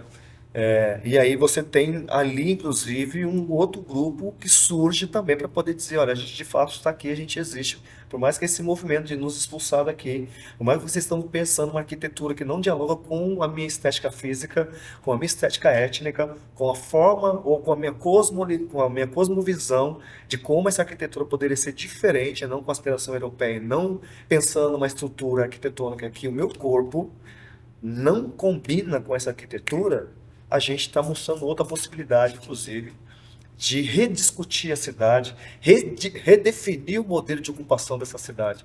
Então tem uma série de coisas que foram contribuídas e que, de uma certa forma, não aparecem nos espaços em que a gente vai entender o que é o desenvolvimento social, arquitetônico e cultural da cidade de São Paulo. Então são aspectos que a gente não poderia deixar de fora dessa exposição. Outro movimento que eu ia falar sobre a produção intelectual da imprensa negra no Brasil. Não é? Muita gente não sabe que existiu uma imprensa negra no Brasil, né? De intelectuais que estavam pensando uma produção de jornais para poder dizer que aquilo que estava colocado na imprensa oficial, nos jornais oficiais, que foi criado em 1908 com a chegada da família real aqui, não dialogava com a realidade daquela população que estava sendo invisibilizada, apagada, negligenciada, silenciada. Então, eles produziram muita coisa. E aí tem um recorte muito interessante no pós-abolição, aqui em São Paulo em especial, de um grupo que vai se organizar e que vai utilizar dessa imprensa, e isso eu estou falando porque é o resultado também da minha dissertação do mestrado que eu fiz, que virou o livro, o segundo livro, A Imprensa Negra na década de 1930, a Frente Negra Brasileira e o jornal A Voz da Raça, um instrumento de mobilização e organização político-social. O nome é grande, mas o texto é muito fácil de ler. Não é? Porque tem sempre essas contranarrativas. Essas pessoas que estão sendo expulsas, mas que ao mesmo tempo ocupam espaços no centro da cidade de São Paulo. E a sede da Frente Negra Brasileira era onde? A sede da Frente Negra Brasileira era no bairro da Liberdade. Não é? Olha só como o território, que a gente falou tanto agora sobre a questão do território, é importante. E aí é interessante porque esse apagamento, com a chegada, com a imigração japonesa, ele foi se dando primeiro de forma paulatina, depois de uma forma estritamente brutal. Bom, acabou. Aqui agora esse território não é mais território de referência negra. Desculpa. Nós somos italianos, na região, depois. Mas fortemente, os italianos, na verdade, eles ficaram muito mais alocados vou chamar sempre de Saracura, né, mas ali do Bexiga, do que mais no território ali da Liberdade, assim, espacialmente falando, né? Na verdade, eles estão espalhados em várias regiões, mas num grupo maior, assim, mais organizado em termos de comunidade, de imigração e de imigrantes, mas nesse território mesmo, né? E aí é muito interessante, porque quando eu vou fazer esse levantamento também sobre essa presença negra, que vai se desdobrando em pesquisas que vão virar exposições, como essa, a exposição Margem de 22 Presenças Populares, do Sesc Carmo, e vai se desdobrando em outras também, porque aí depois eu fui convidado para uma outra exposição para fazer a curadoria, como convidado da curadoria, festas, sambas e outros carnavais para a inauguração da unidade do Sesc Casa Verde, não é? Me chamaram para poder falar um pouco sobre a questão do território da Casa Verde, como era a dinâmica social, cultural, étnica, inclusive, do bairro. Levantaram uma primeira pesquisa e não apresentaram a presença negra naquele território. E aí 2 pessoas que são do Sesc perguntaram, mas por que não estão mostrando a produção cultural negra naquele território, sendo que nós estamos falando do território mais negro da cidade de São Paulo? Aí voltaram para a pesquisa e depois dessa pesquisa, com algumas consultorias, eles entenderam que era importante pensar também nesse território e o diálogo com esse território a partir do grupo étnico que tem ali presença majoritária. E é bem interessante que a gente vai sempre recorrer a quem nos ajuda a fundamentar isso, a qualificar ainda mais essa pesquisa, né? E a gente vai recorrer nesse caso, pensando em território, a Milton Santos. Não tem como não trazer Milton Santos numa gira como essa, para poder dizer que, a partir de vários estudos, né, sobre quando ele vai falar sobre territórios e territorialidades, né, que eu inclusive trago ele para poder explicar o porquê que a Casa Verde é uma pequena África paulistana, porque quando você tem esse processo de expulsão da população negra da cidade de São Paulo, aqui do centro da cidade, e vai com sua maioria para a Zona Norte, Casa Verde, Freguesia do Ó, Bairro do Limão, Brasilândia, todo aquele cantão da Zona Norte de São Paulo, essas pessoas começam então a ressignificar esse território. Esse espaço geográfico da cidade passa a ser habitado por um grupo social majoritariamente negro. E esse grupo social majoritariamente negro passa a dar um outro caráter social e cultural e de identidade para esse território. O que o Milton Santos chama de territorialidade, que é a identidade social e cultural do território dado o grupo social majoritário que dá essa identidade para esse espaço geográfico da cidade. Então, por isso que o título do livro virou Casa Verde, uma pequena África paulistana, e também serviu como base de estudos e de pesquisa para a gente poder fazer a exposição Festas, Sambas e Outros Carnavais, que a gente fez em parceria com o Museu do Pontal, que é um museu que fica sediado no Rio de Janeiro, ali na Barra, que trabalha muito com artistas populares, não é? Com artes populares, sobretudo com artistas que estão trabalhando muito nessa questão do barro. Eu acho que você deve conhecer, né, Marcelo, o trabalho do acervo do Museu do Pontal, um acervo incrível, mas que também vai falar um pouco sobre várias manifestações, várias festas chamadas populares, né? No Brasil, eu gosto de chamar de festas tradicionais brasileiras, né? Que essa coisa do erudito e do popular também coloca a gente nesse lugar de divisão. Eu acho que, assim, para quem lê o erudito como erudito, talvez não leia aquele que é tradicional do nosso cotidiano como erudito também, mas eu consigo ler com uma erudição imensa um maracatu, eu consigo ver com uma erudição imensa um cavalo marinho, um samba de roda, uma capoeira, uma roda de samba, um samba de bumbum jongo, não é? Porque tem uma carga ali também de sofisticação que talvez a leitura euro-orientada não consiga desvendar, não consiga decodificar. E a gente consegue fazer essa decodificação porque é algo que é muito sofisticado e muito próximo da nossa forma cosmológica de enxergar essas manifestações. Então, essa experiência também da exposição Festas, Sambas e Outros Carnavais foi muito bacana. Eles trabalham muito, de forma muito parceira com o Educativo, que fez um trabalho bacana assim, também de contar muito sobre como aquele território da Casa Verde, a exposição que estava falando das festas tradicionais do Brasil inteiro, parte da pequena África paulistana, das manifestações, das festas populares que a gente tem ali. O maior número de escolas de samba hoje, das tradicionais do Carnaval de São Paulo, estão na Zona Norte. O afoxé de carnaval, que sai de um terreiro de candomblé, de lá do nosso bairro, do Obodadá, é o afoxé de carnaval mais antigo do Carnaval de São Paulo, com 44 anos. Não é o primeiro terreiro de Umbanda da cidade de São Paulo, está na Vila Brasilândia, o mais antigo, não é daqui de São Paulo. Você tem, por exemplo, o Sambódromo do AMB, o Sambódromo de São Paulo fica dentro do bairro da Casa Verde, ou seja, todos essas referências, todos esses nichos, todas essas formas sociais de organização dessa população que foi expulsa dessa região central por um processo de expansão arquitetônica que é colocada neste novo território, e aí você tem ali também um outro marcador que faz essa divisão, né? A gente costuma dizer que literalmente o Rio Tietê é um divisor de águas, né? Social, inclusive, né? Entre essas famílias pretas que foram levadas para a Zona Norte e essas famílias que conseguiram se expandir na região mais abastada da cidade. Mas essas ressignificações foram fundamentais para que, de fato, acontecesse a partir da Casa Verde, dessas referências dos baluartes, dos mestres populares, das pessoas, das Yalorixás, de todas essas pessoas que fazem parte daquele território, foram apresentadas no núcleo da exposição, como um abre-alas, como um bem-vindo à exposição Festas, Sambas e Outros Carnavais. E aí depois a gente pensou outros vários núcleos também falando sobre festas religiosas, festas populares, e ao mesmo tempo como esses vários territórios, né, espalhados pelo Brasil de presença negra foram fundamentais para isso. Mas eu encerro dizendo que é o seguinte, do meu ponto de vista, eu tenho feito esse exercício, acho que para mim o meu território, embora seja, gosto muito de falar da Zona Norte, da Casa Verde, né? Mas acho que o meu território, o meu principal território é o meu corpo, não é? Eu costumo dizer que o meu corpo é um quilombo, porque o meu corpo ele representa lutas, o meu corpo representa resistência, o meu corpo, na realidade, toda vez que ele se movimenta em qualquer aspecto, até num espaço como esse, que aí sim eu posso dizer a primeira vez que eu entro, né? Espero que seja a primeira de outras vezes que a gente possa entrar aqui para poder também trazer outros temas, né, para poder trazer outras camadas para além das que já tem aqui. Mas eu digo que meu corpo é um quilombo porque todas as vezes que a gente anda, um corpo preto anda na cidade de São Paulo, é um corpo em movimento, mas é um corpo sempre em alerta, é um corpo sempre em estado de resistência. Mesmo ainda sendo preterido nos espaços dessa cidade que a gente construiu, ainda assim é um corpo não quisto, é um corpo que ainda passa, Mário, infelizmente, por processos que inauguraram no dia 14 de maio de 1888. É isso.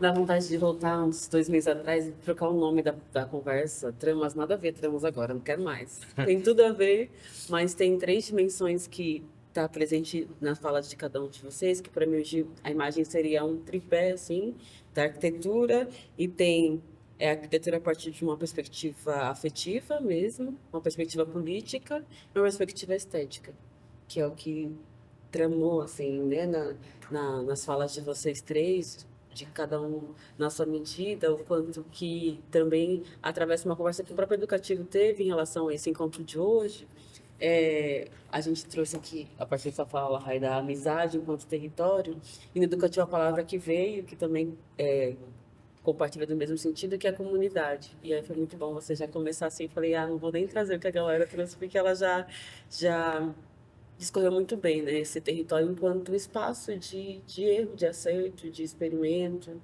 E vai experimentar como? Experimentar com que corpo? Com o corpo do meu amigo, do samba rock, vai vestir a máscara que eu criei, a gente vai experimentar junto, vai dar bom. E o outro amigo que vai lá, escreve uma carta no WhatsApp, que vai dizer essas cores suas da madeira, que vai nos. Essa leitura sobre esse peso da madeira nas costas de uma criança de 10 anos, que hoje estamos numa curadoria de uma exposição com esse tema, que está dizendo da periferia a partir de uma perspectiva de tanta beleza, que é o rosto de barro, tijolo. E esse tijolo, que é tão comum a quem é da periferia. E quando a gente olha para tudo isso e vem com a narrativa que o Caçula traz, é dizer que ano, que dia, que hora, essa construção política, em que lugares, que tipo de arquitetura está.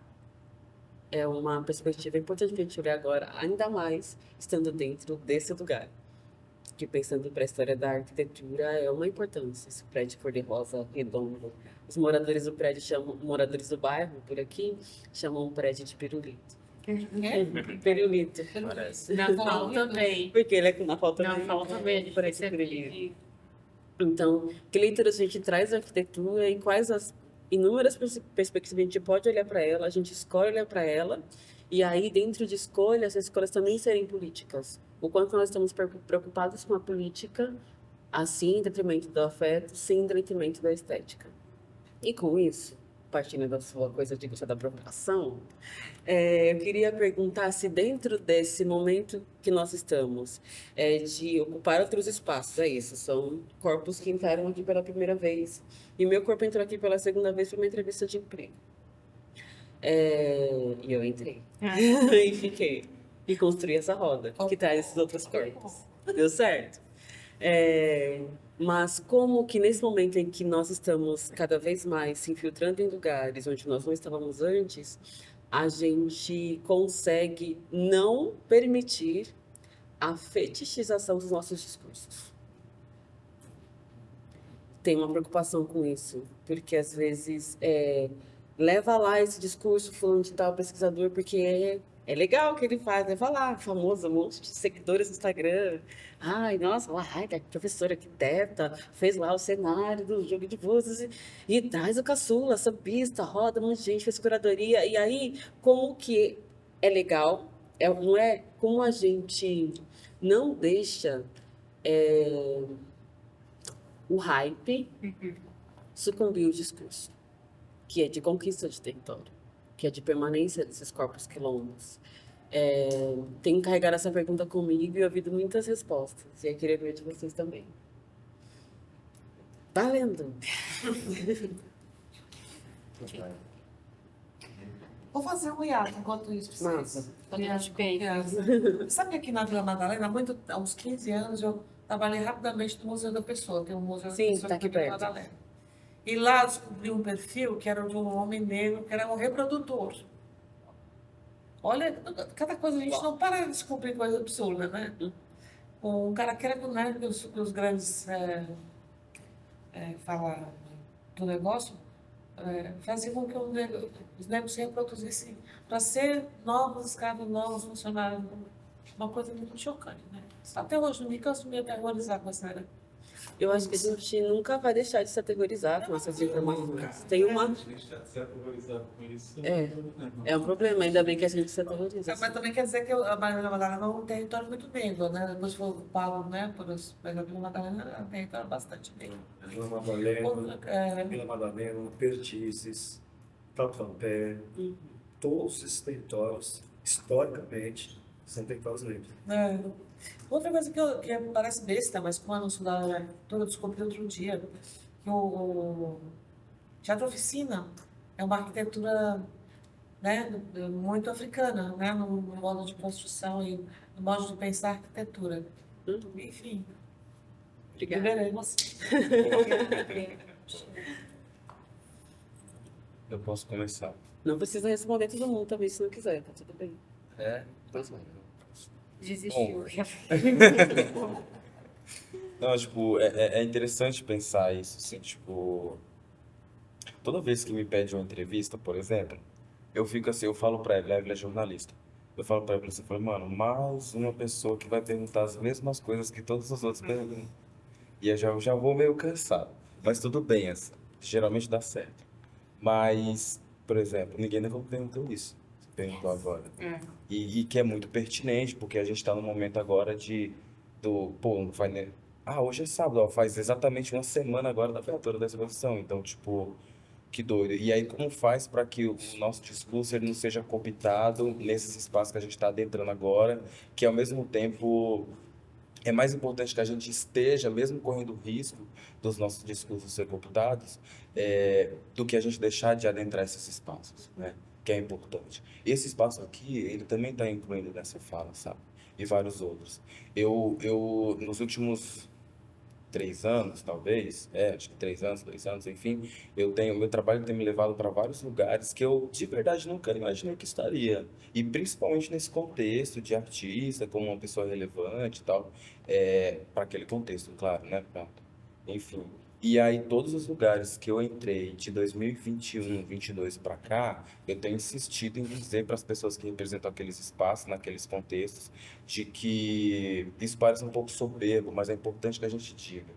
E eu estou repetindo aqui uma fala que não é um segredo para ninguém, que eu falei no dia que eu conheci o diretor artístico do Instituto Moreira Salles, que foi para a montagem da exposição da Carolina Maria de Jesus. Isso é 2022, gente, se eu não me engano. Que eu cheguei lá e existem mecanismos dessa galera que ele é feito para nos brilhar nossos olhos, a gente perdeu o pé, sabe? Perdeu o chão. Mas é importante que a gente saiba que não deve perder, porque é importante que a gente está ali, tem um porquê da gente estar ali. E falei para ele, João, né? Inclusive, hoje ele é meu amigo, depois que eu dei um 220 nele, ele é meu amigo hoje. Mas isso não é um segredo, então eu posso falar aqui. E aí eu falei para ele, João, não penso que eu vou te agradecer por eu estar aqui nessa exposição. Não penso que eu vou te agradecer por pisar nesse prédio aqui como artista, que também era a primeira vez que eu entrava naquele prédio já como um artista em exposição. Porque, na verdade, quem deve agradecimento aqui é você, a mim. Porque se esse território, e agora nesse lugar favelado, objetivamente favelado, entrando nesse espaço aqui, é porque eu permiti. E é importante que você saiba que eu não te devo nada. E eu não vou te dever nunca nada. Porque, na verdade, nós somos donos das nossas narrativas. E assim deveremos permanecer donos delas. E sempre que eu tiver a oportunidade, isso eu falo para ele, sempre que eu tiver a oportunidade de não te deixar esquecer disso, farei. E faço. De vez em quando, quando a gente está conversando e a conversa vai para um lugar meio, da hora, a oportunidade, não. Eu estou te dando a oportunidade agora. E é importante que você saiba disso. Falei isso lá, falei isso no MAC de Niterói, falei isso em alguns outros museus. Eu já entrei. Mas é necessário que sim. Eu aprendi isso com o Sérgio Vaz. O Sérgio Vaz me ensinou muita coisa, é um grande amigo. E isso foi uma coisa que ele me falou. Irmão, todo lugar que você entrar e lugar que você não é bem-vindo, é importante você dizer que você sabe que você não é bem-vindo, mas que você vai continuar naquele espaço. Porque a missão não é só de levar a arte, é de levar os nossos também. Então, é importante dizer isso, e aí é marra mesmo. E aí eu sou leonino, eu sou barrento, tá ligado? Eu ainda brinco, eu ainda sobrevivo disso, eu sobrevivo da marra, tá ligado? Mas disso, porque nossos discursos estão à venda, gente. E muita gente compra, tá ligado? Você está aqui hoje, é isso, não é isso. Sabe que há uns 15 anos a gente fundou lá na Jardim Ângela um projeto. A gente, eu e um grupo de jornalistas universitários, que está lá no Jardim Ângela, e a pedido da comunidade. Depois a história. Mas enfim, um projeto chamado Becos e Vielas, a voz da periferia. E tem um cinema lá chamado que vem dessa história, que está todo mundo que participou desse grupo. Mas eu digo a história da ponte. Essa história da ponte era um grande debate. Toda vez que a gente ia fazer reunião de pauta para qualquer nova edição do jornal, a grande questão que os jovens traziam é do quanto se sentia excluído, como esse negócio da ponte dividia e eles não queriam perder essas características e não abrir muito a guarda em função do que era a qualidade ali. Eu nunca me esqueço disso, mas isso continua sendo um grande divisor mesmo. Mari, eu queria repetir um pouco o que você trouxe. Acho que o Marcelino tem uma camada muito bacana, assim, de como a gente precisa ficar alerta sobre essas questões. A gente também tem que colocar aqui para a gente refletir junto o fato de sobretudo nessa última década, a questão negra tem virado uma pauta mundial. Então, essas oligarquias, essas elites, sobretudo no campo da arte, tem inclusive agora comprado, financiado, aquilombado artistas e obras de artes para dentro das suas galerias, para dentro dos seus museus, para dentro das suas instituições, não é? Para poder, de fato, mostrar uma produção que historicamente foi desprezada, não é?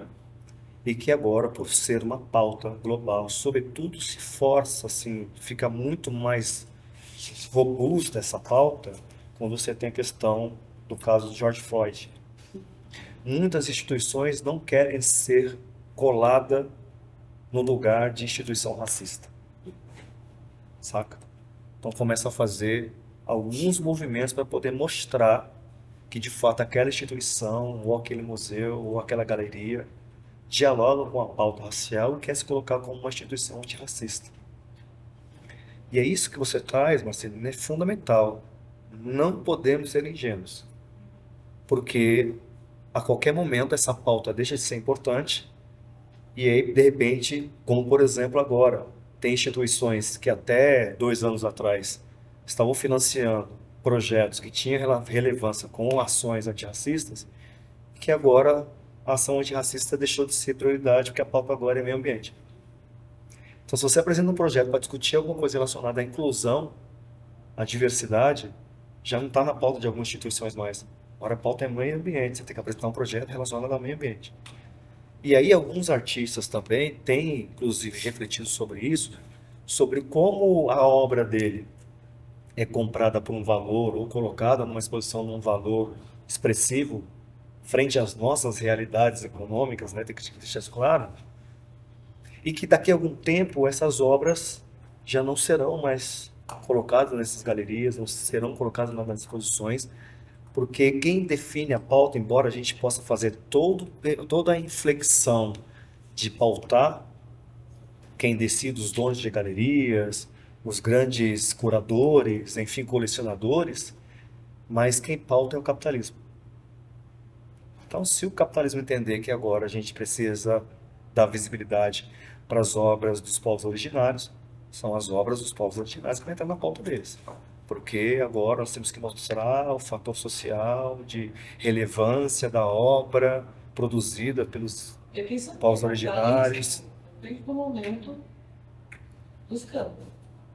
Não entendi. E pensando que é capitalismo, depende do momento do escândalo para fazer com que esses investidores se percam ou não percam. Então, mas isso tem uma relação muito direta com alguma, por exemplo, né? Ele vai investir em coisas que de fato vai colocar não só na questão monetária, mas vai colocar também no lugar de status ou no lugar. Porque imagem é dinheiro. Aí é muito amplo, né? Imagem é dinheiro, tem que pensar que imagem que a gente está falando. Eu quero dizer o seguinte, se você está falando de uma apropriação oportuna, oportunista, é isso que você está resumindo, né? Então, eu estou dizendo o seguinte, depende do momento do escândalo, vai ser oportuno para os investidores apoiar essa ou aquela causa, porque a imagem dele é uma fonte de negócio. A imagem de quem tem o dinheiro, detém o dinheiro, Nesse sentido. que é exatamente isso.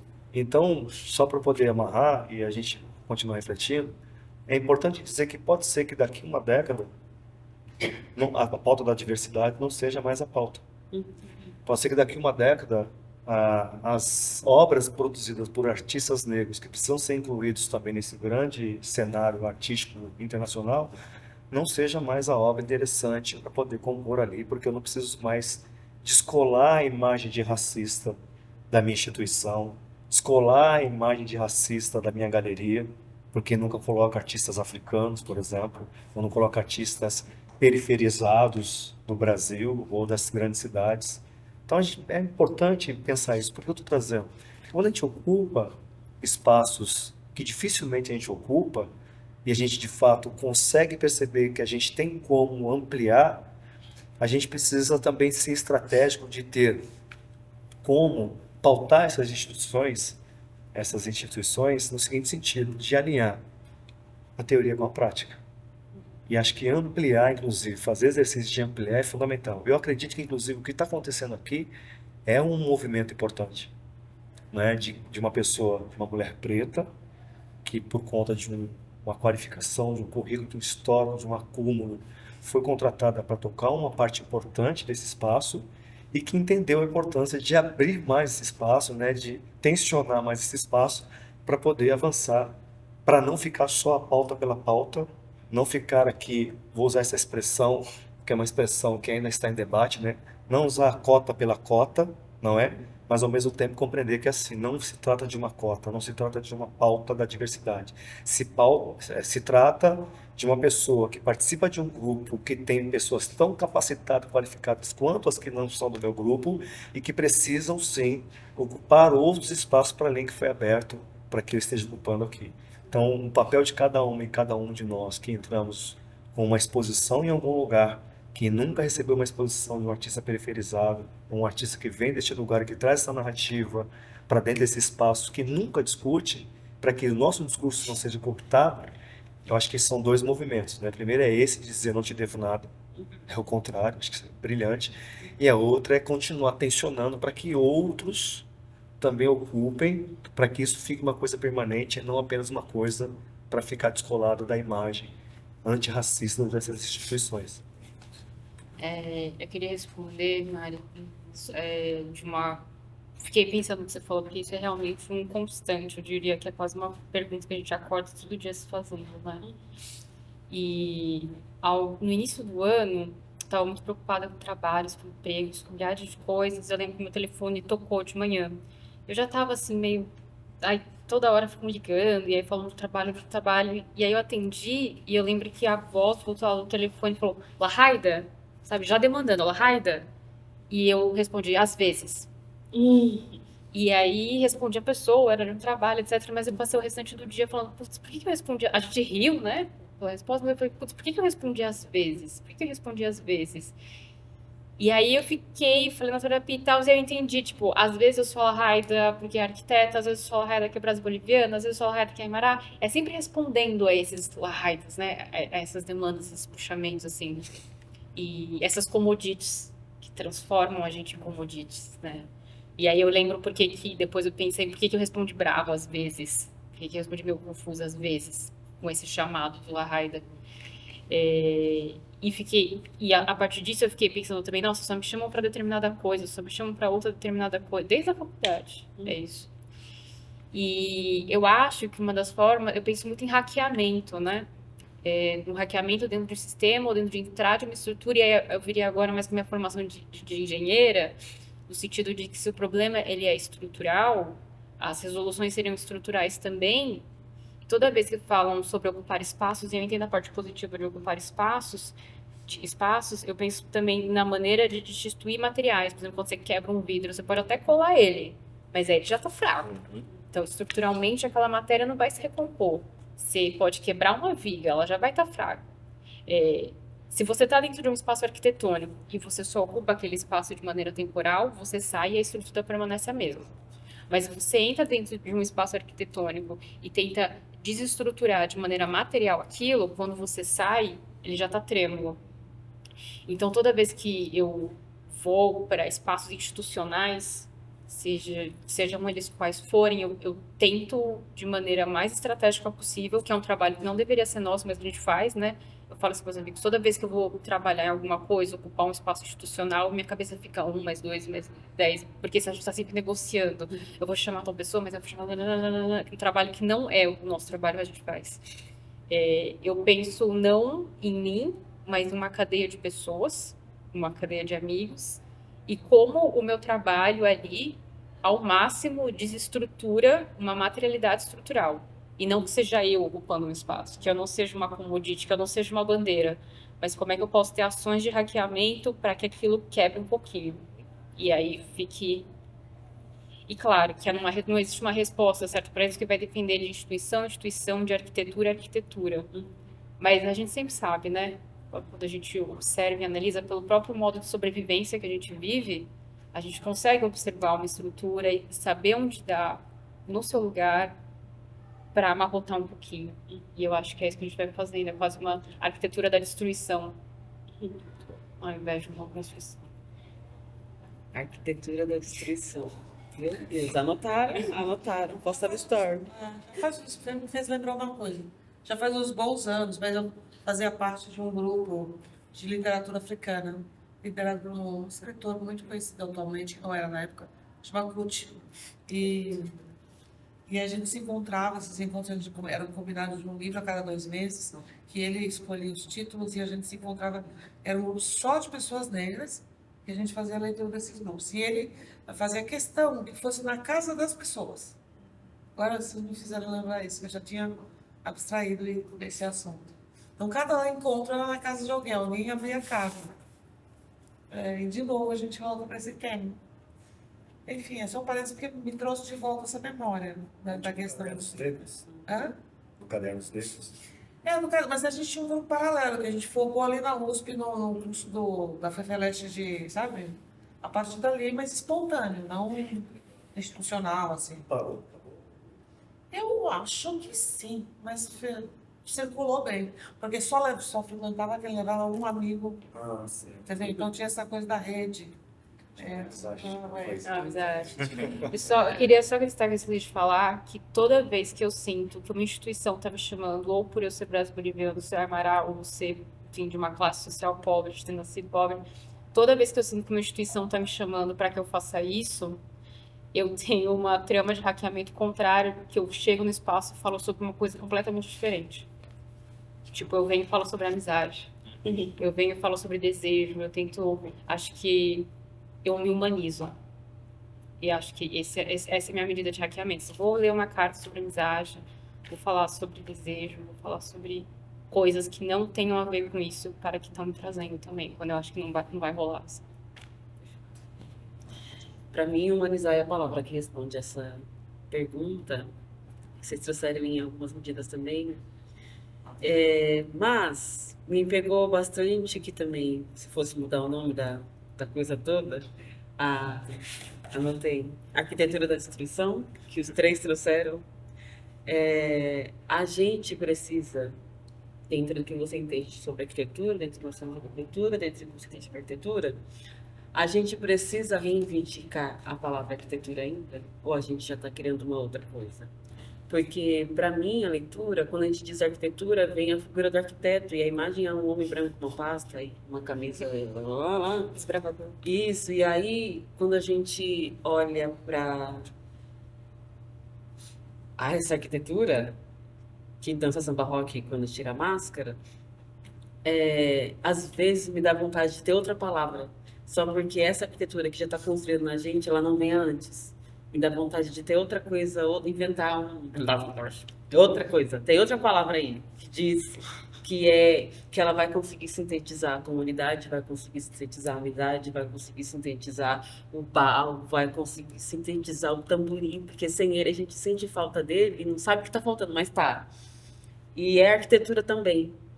Então, eu fico sentindo falta de uma outra palavra. E aí é uma coisa muito pessoal minha. Então, eu jogo para vocês, porque é isso. Se a palavra arquitetura ela dá conta mesmo, a gente reivindica ela como conquista de território. Ou a gente vai inventar outra palavra, que em algum momento a gente vai chegar lá, como a gente chegou em quilombismo em algum momento. Eu acho que eu vou finalizar com duas, para a gente encerrar. Precisamos ou não reivindicar a arquitetura? Se não precisamos, já tem uma outra palavra, vamos criar uma daqui a pouco. E a outra, que gostaria que vocês deixassem uma coisa que você trouxe muito bonita, que eu tenho um amigo que eu não encontrei, mas ele é meu amigo, Chico Sainz, a Carolina e Maria Jesus também, se vocês nos deixariam amizades. Que amigos que vocês poderiam deixar pra gente sem ser como chama essa que vai te trazer, meu Deus do céu?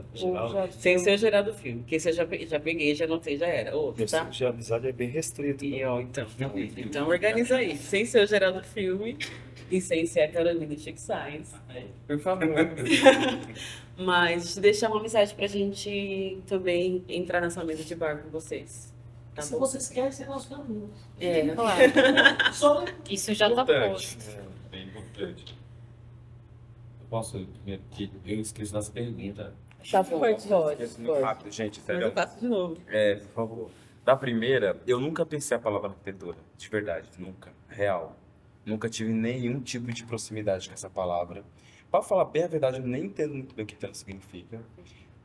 Quando o meu trabalho de Quebradinha começou a ganhar notoriedade, eu notei que as pessoas de arquitetura, os arquitetos, arquitetas, gostam muito do meu trabalho.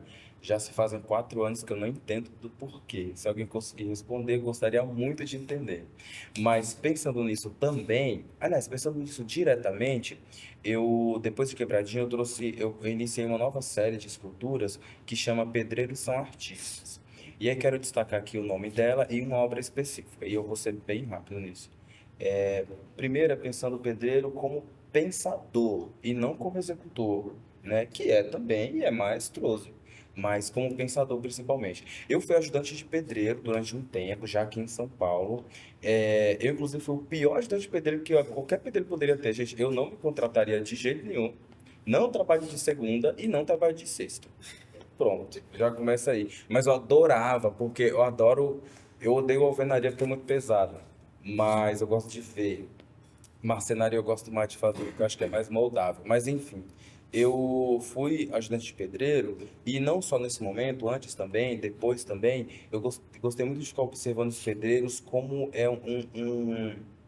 tem um saber e uma inteligência matemática muito exata, assim, sabe, do olhar, de olhar esse terreno, esse espaço aqui e saber exatamente quantos tijolos você precisa comprar e quantos metros quadrados de areia, cúbico, né, de areia você precisa ter para construção e por reboco. Mano, isso é genial, Tem que genial. você também, né? Genial. Esse saber empírico, tal, enfim, a experiência não necessariamente relativa a tempo, né, também, mas pensando nisso, criei assim, então uma série de pedreiros que são artistas usando então ferramentas de pedreiro como base para construir então o que seria construído nas quebradinhas. Eu construí uma obra pensando muito o surgimento das favelas do território ali daquele pedaço em que eu habito já há muitos anos, que é Capão Redondo, Ângela, Campo Limpo, Jardim São Luís, enfim, que eu construí então uma obra numa enxada que mede 90 centímetros, né, com um cabo e tal, e aí que na base, a parte metálica, que é a enxada, ela é então o solo para se construir uma casinha bem singela tal, daquelas que, mano, no miolo de favela, assim, você ainda encontra as casinhas, foram das primeiras daquele território, daquele bairro. E aí, na extensão do cabo, né, esse cabo de madeira da enxada, ele está composto inteiro, ele está coberto inteiro por nome de mulheres, né, de senhoras, a maioria da minha família, mas também da família de vocês, provavelmente. E aí, o nome da obra, está escrito essa grande frase, Pedreiros são artistas porque mulheres foram liderança. E aí, pensando nesse surgimento desses territórios físicos e materiais, como a partir das mulheres, necessariamente, que pegaram os tijolos, que fizeram os tijolos, pegaram esses tijolos, empilharam, colocaram suas massas, junto, então, à criação das associações de bairro, junto com as igrejas católicas, enfim, pensando nos territórios periféricos, pelo menos da Zona Sul de São Paulo, que é onde eu domino um pouco mais. Então, é isso. Não foi necessariamente querendo reivindicar a palavra arquitetura, né? Como falei antes, eu nunca pensei nessa palavra e até hoje eu não penso muito bem nela. Mas numa outra coisa paralela, que a gente não sabe que palavra é essa ainda, mas nessa coisa paralela que diz sobre a mesma coisa que a arquitetura diz, mas não só. Ela diz o mesmo, mas ainda mais. Então, é isso. A segunda pergunta eu nem me lembro, nem sei o que era. Era. Quem é o amigo que você vai deixar pra gente fazer amizade? Além de Carolina Chico Sainz, Quero outro. você também não facilita, né? Não, imagina. Pra quê? Eu posso deixar uma pergunta? Ah, Eu tenho uma Vejo um pergunta. amigo, você educador faz isso. Eu tenho uma pergunta que eu faço para todos os meus amigos. E aí eu vou fazer para vocês agora, já que é sobre isso. Que é, se vocês pudessem ir agora num show de 2 artistas que já fizeram a passagem, quem seria esses? 2. E não é um show só dos 2, não, né? É um show de cada um. Que eu gosto de música. Então, por que eu resolvi fazer essa pergunta? Eu quero ver a resposta de vocês. Porque eu iria falar Luiz Gonzaga, que eu deixei esse amigo. Mas quero então que cada um deixe então 2 pessoas dessas. Você deixa uma e leva uma tacata. Obrigado. Troca, né? Escambo, né? É isso. É pra responder já? começa daí, já. Ah, pode ser? Pode. Eu acho que 2. Luiz Gonzaga e Tim Maia. Boa. Eu vou responder isso também. Mas dá um 10. 2 segundinhos pra conseguir responder isso. Deixa a Mari. Ô, gente! Estou cuidando você sobre pressão. É que é difícil escolher, tem que escolher. Entre Tim Maia e Cazuza. Cazuza, perfeito. Timaya acho que vai estar grandão. Eu falaria Timaya. Mais um assim. Nossa, eu pensaria muito, talvez, no Tupac. Uau. Acho que esses dois.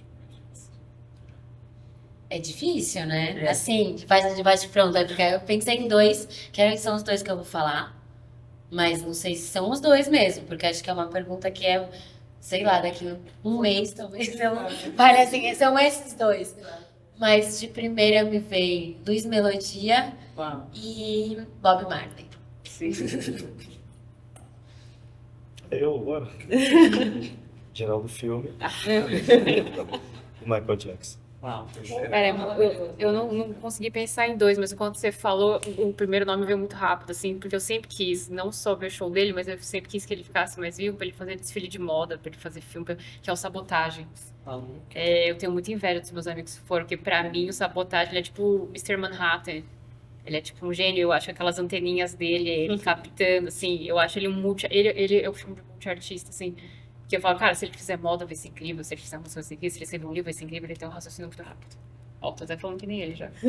Final dela meu amo. Só. Eu consegui pensar em um só, mas que é o Itamar. Para mim, Itamar é uma coisa com a palavra e o ritmo tão que pega a gente de esquisito às vezes. Fala, será que eu gosto disso? Amo. E eu vou ficar só com Itamar. Vou ficar com Itamar. Pode? Vocês. Quando falou, se eu consegui pensar em Michael Jackson. Perfeito. Daqui um mês eu volto com uma resposta melhor. A gente faz outra roda. É isso. Nossa, isso me pega muito, porque na adolescência eu sempre pensava em ir no show de uma pessoa específica. E aí ela faleceu. Eu lembro que eu saí da escola, eu recebi a notícia que ela tinha falecido, então eu sempre me penso a pessoa, até hoje em dia. Tipo assim, que é Mary House. Uau. Mas eu vou escolher outras pessoas. Eu escolhi Cássia Eller e vou escolher Gal Costa. Uau. Que eu gostaria imensamente de ver. É uma coisa que eu fiquei pensando nisso, falar de show, né? Porque aí tem muito, por exemplo, tem artistas que eu me identifico com a letra, com a capacidade lírica, com a ideia política e tudo, e tem uns que eu gostaria de ver o show, o espetáculo que que é, né? Qual que é o que vai estar apresentado ali, tem um monte de aspectos, né? Eu consigo escolher esses 2, fiquei pensando muito no que você estava falando, sobre nunca ter pensado na arquitetura enquanto palavra, e muitas vezes a gente acaba não disputando a palavra, a gente disputa o significado dela, né? Então, por mais que você não coloque a arquitetura, você vai colocar quem é da arquitetura, vai olhar e falar, ele está disputando o território comigo. Eu quero entender o que ele faz, às vezes vai se aproximar e gostar, às vezes vai rechaçar, mas essa pessoa vai falar, ele está disputando o significado. Porque isso também eu estava pensando na questão das instituições, né? De entrar, é extremamente importante mostrar que eles devem uma colonização inteira para a gente não deve oportunidade, não deve nada disso, mas também eu acho muito importante essa parte que a Valéria falou de hackear, de ir hackeando para a gente poder construir instituições.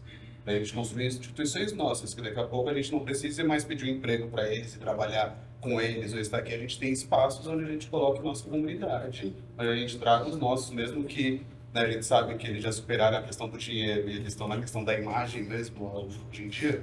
Que infelizmente é isso, vai comprar uma obra de um artista negro que está no hype por 10 milhões, daqui a pouco essa obra não vai valer esses 10 milhões, é um investimento financeiro perdido. Mas o que se ganhou com imagem possibilita depois comprar por 100 milhões de outro artista branco que faz parte do público e que sempre esteve ali. Então acho que mesmo que a gente construa coisas menores a princípio, vidas mais simples, né, vidas mais humildes, assim, construir tipo, instituições também, construir nossos espaços e fazer a gente trabalhar aqui para que uma hora eles precisem pedir pra gente essa legitimação, chegar e falar, ó, vem trazer sua obra que você fala, não, tá tranquilo, tem outra galeria ali que já tá o suficiente, é dos nossos, sabe?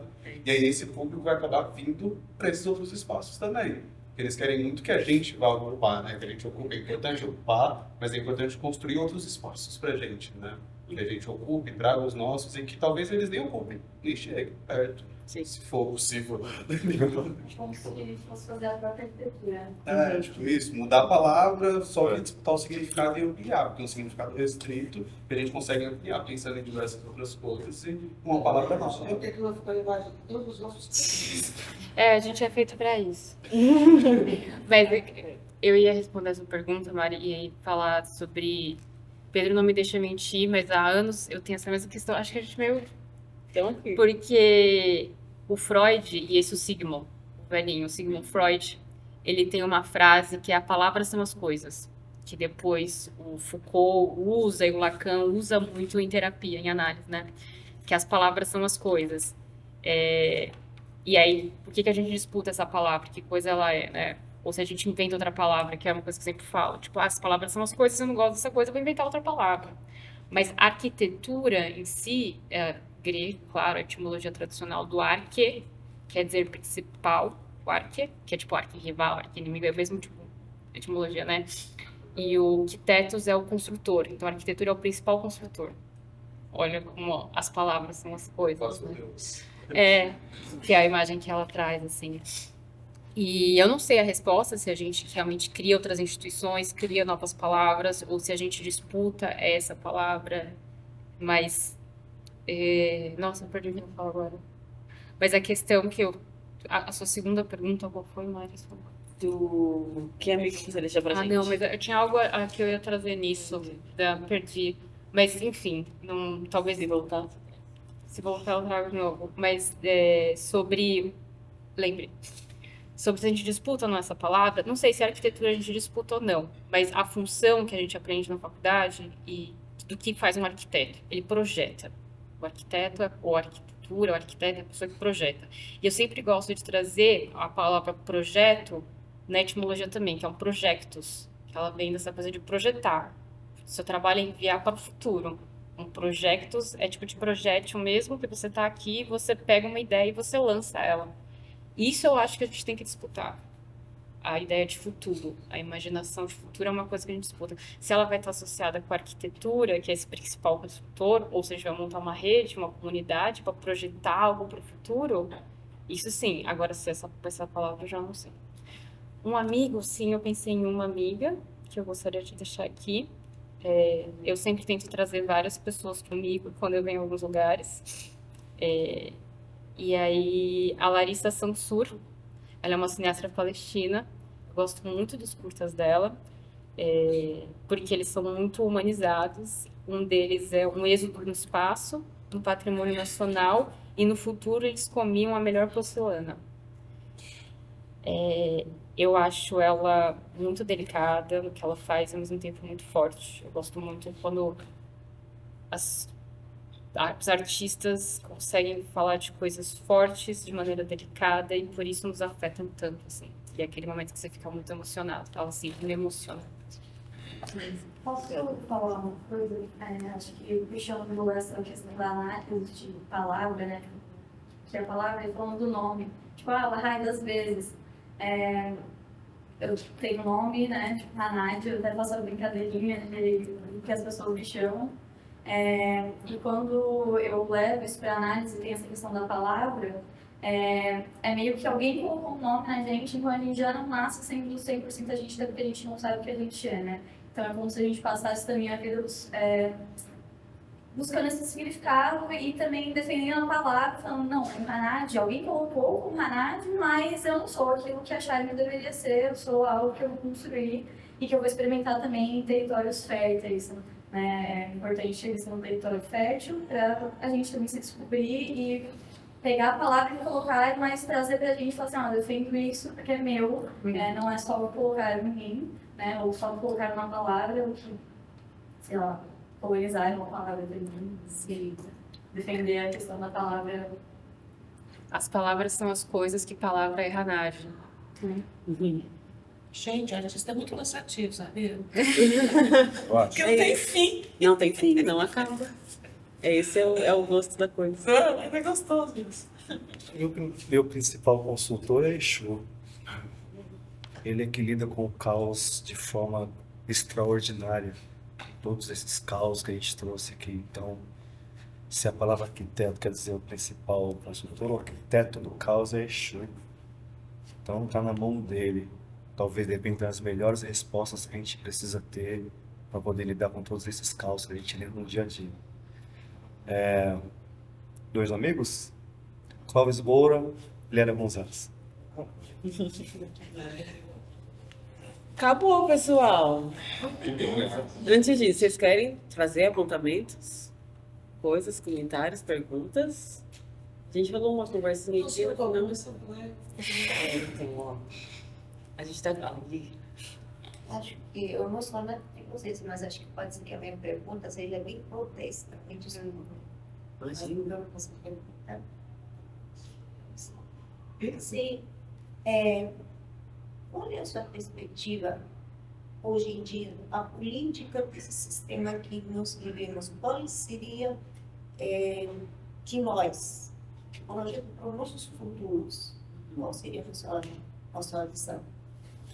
Estamos vivendo um momento muito, né? Sim, uma situação de política, política institucional. Institucional, sistêmica, que manipula pelo sistema. O que você assim, diria para essas futuras mamães que somos tão novas, que se descobrem inicial, né? E bonita, beleza, tal. Sim. Qual seria a sua cultura?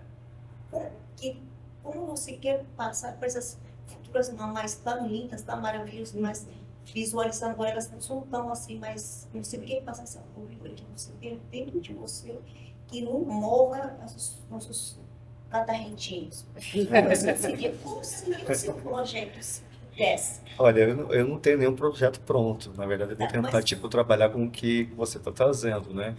É bem complexo isso, né? A gente vive hoje numa era da tecnologia que tem, inclusive, tomado todas as atenções, e essas atenções que poderiam estar sendo voltadas para a construção de uma comunidade mais afetiva, mais participativa, para que de fato a gente pudesse ter as relações sociais muito mais amplas do que dentro de uma perspectiva de individualidade, a gente de uma certa forma perde muito em termos de construção de projetos de povo, projeto de futuro. Ao mesmo tempo, é compreender que a gente, de tempo em tempo, tem uma mudança significativa de eras, né? A gente passou pela Revolução Industrial, por várias revoluções, e agora a gente está passando por uma revolução tecnológica que está mudando totalmente o comportamento das pessoas. E tem um outro fator também.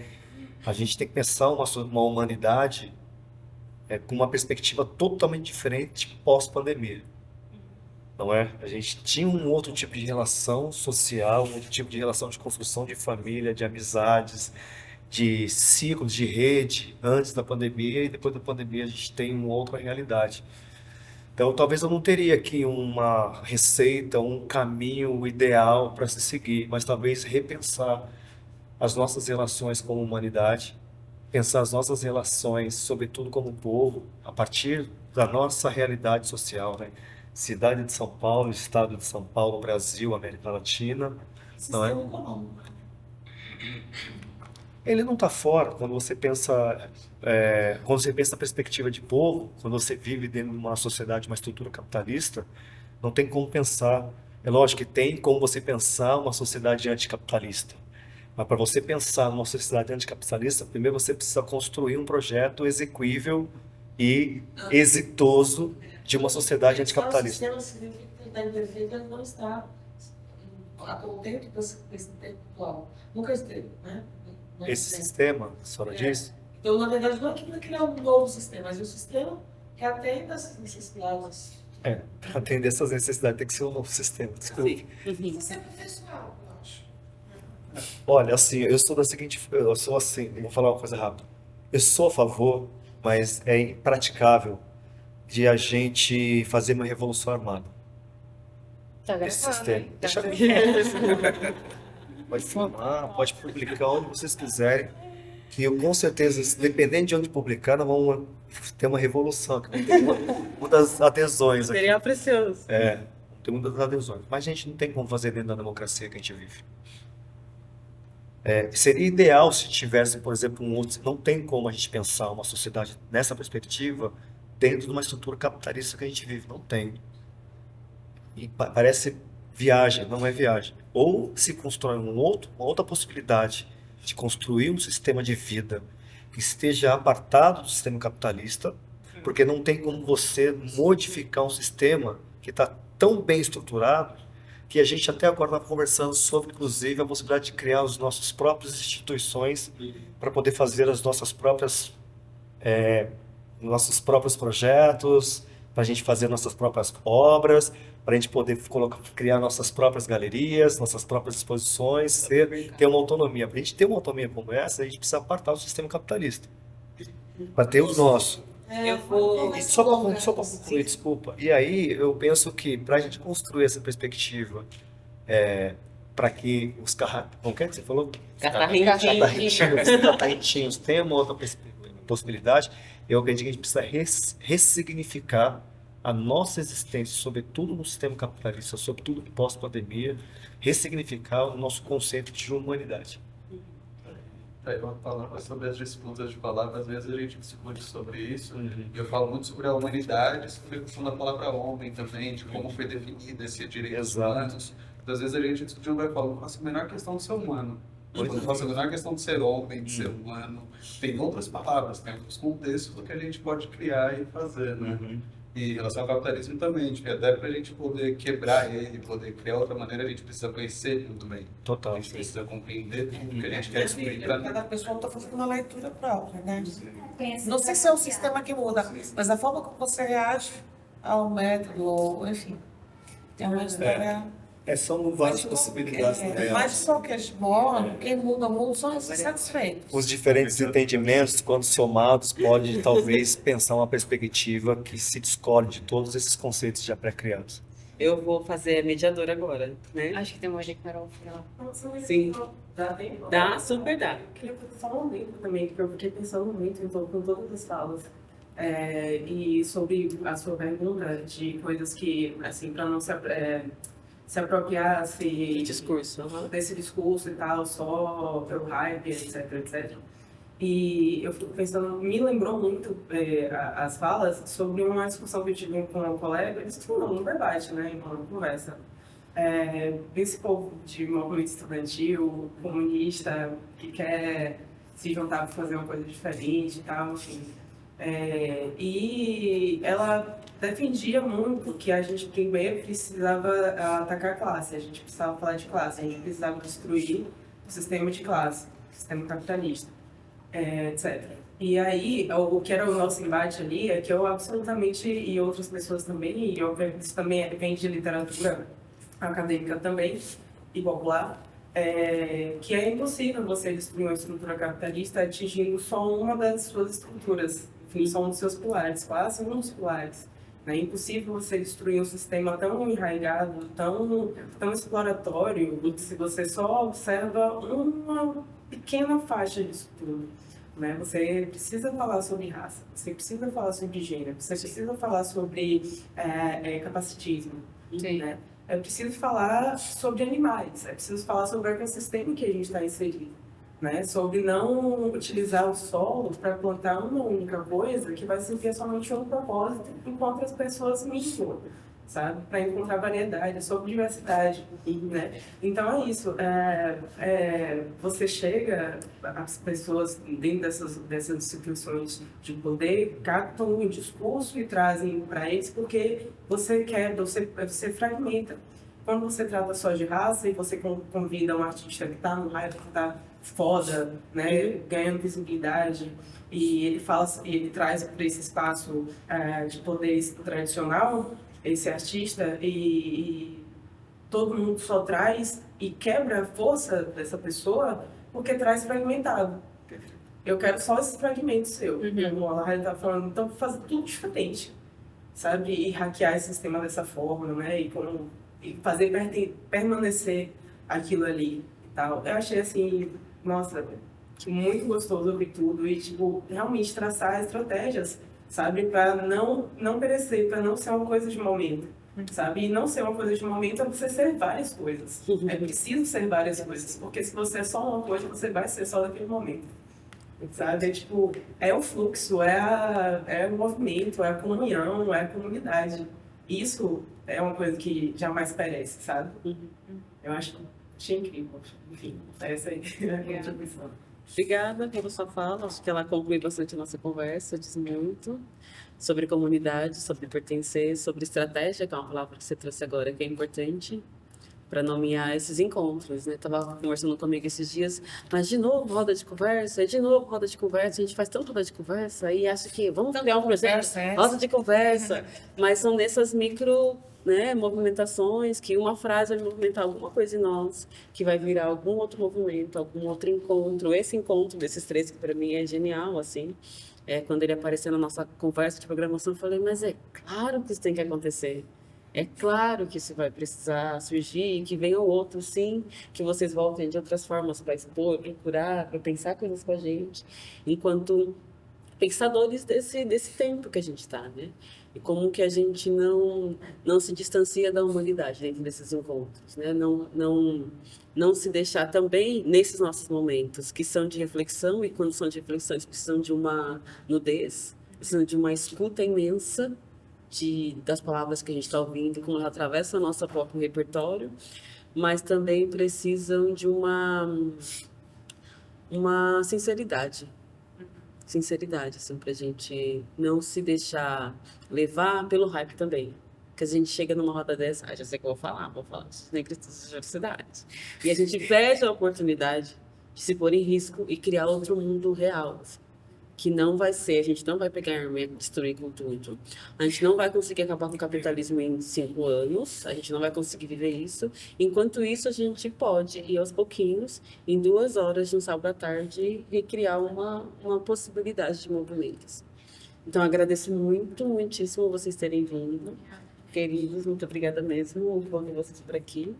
Também tem uma programação extensa e ainda se desdobrando, não só em relação à Caldeira Mineiro, que acaba esse final de semana, mas tem o Seminário Museu das Origens, que é um momentão de pensar, reorganizar, junto com outros pensadores, mesmo que seja nesse campo das palavras, o que a gente construiu de memória no Brasil. O que é memória? O que é arquitetura? O que é memória? Que diacho é isso? Nesse momento em que a gente está pegando fogo. O que está morrendo? Quem está colocando esse fogo lá? Para que está colocando? Cabe 2 coisinhas. Só concluir essa frase? Posso? Rapidamente. E essa programação toda, ela vem criando espaços de conversa com pessoas que também estão super empenhadas em reorganizar o que a gente tem dessas palavras. E quando a gente nomeia de novo, a gente reorganiza o sentido, o significado, dá sentido, dá contexto. Deixa de ser só uma cadeira, vira uma memória, vira uma cultura, vira um movimento. Então, tudo isso para convidá-los para estar mais perto da nossa programação, não só do Seminário Museu das Origens, mas muita coisa que vem aí para frente. O ano que vem a gente tem mais exposição genial, que eu não vou contar para vocês ficarem curiosos. Mas se aproximem mesmo desse espaço que o meu desejo é que com a minha permanência aqui, a gente escute cada vez menos, é a minha primeira vez nesse lugar. Eu não quero mais ouvir essa frase aqui dentro. Esse é o meu plano de trabalho. Então, venham e me convidem entre as pessoas. Obrigada.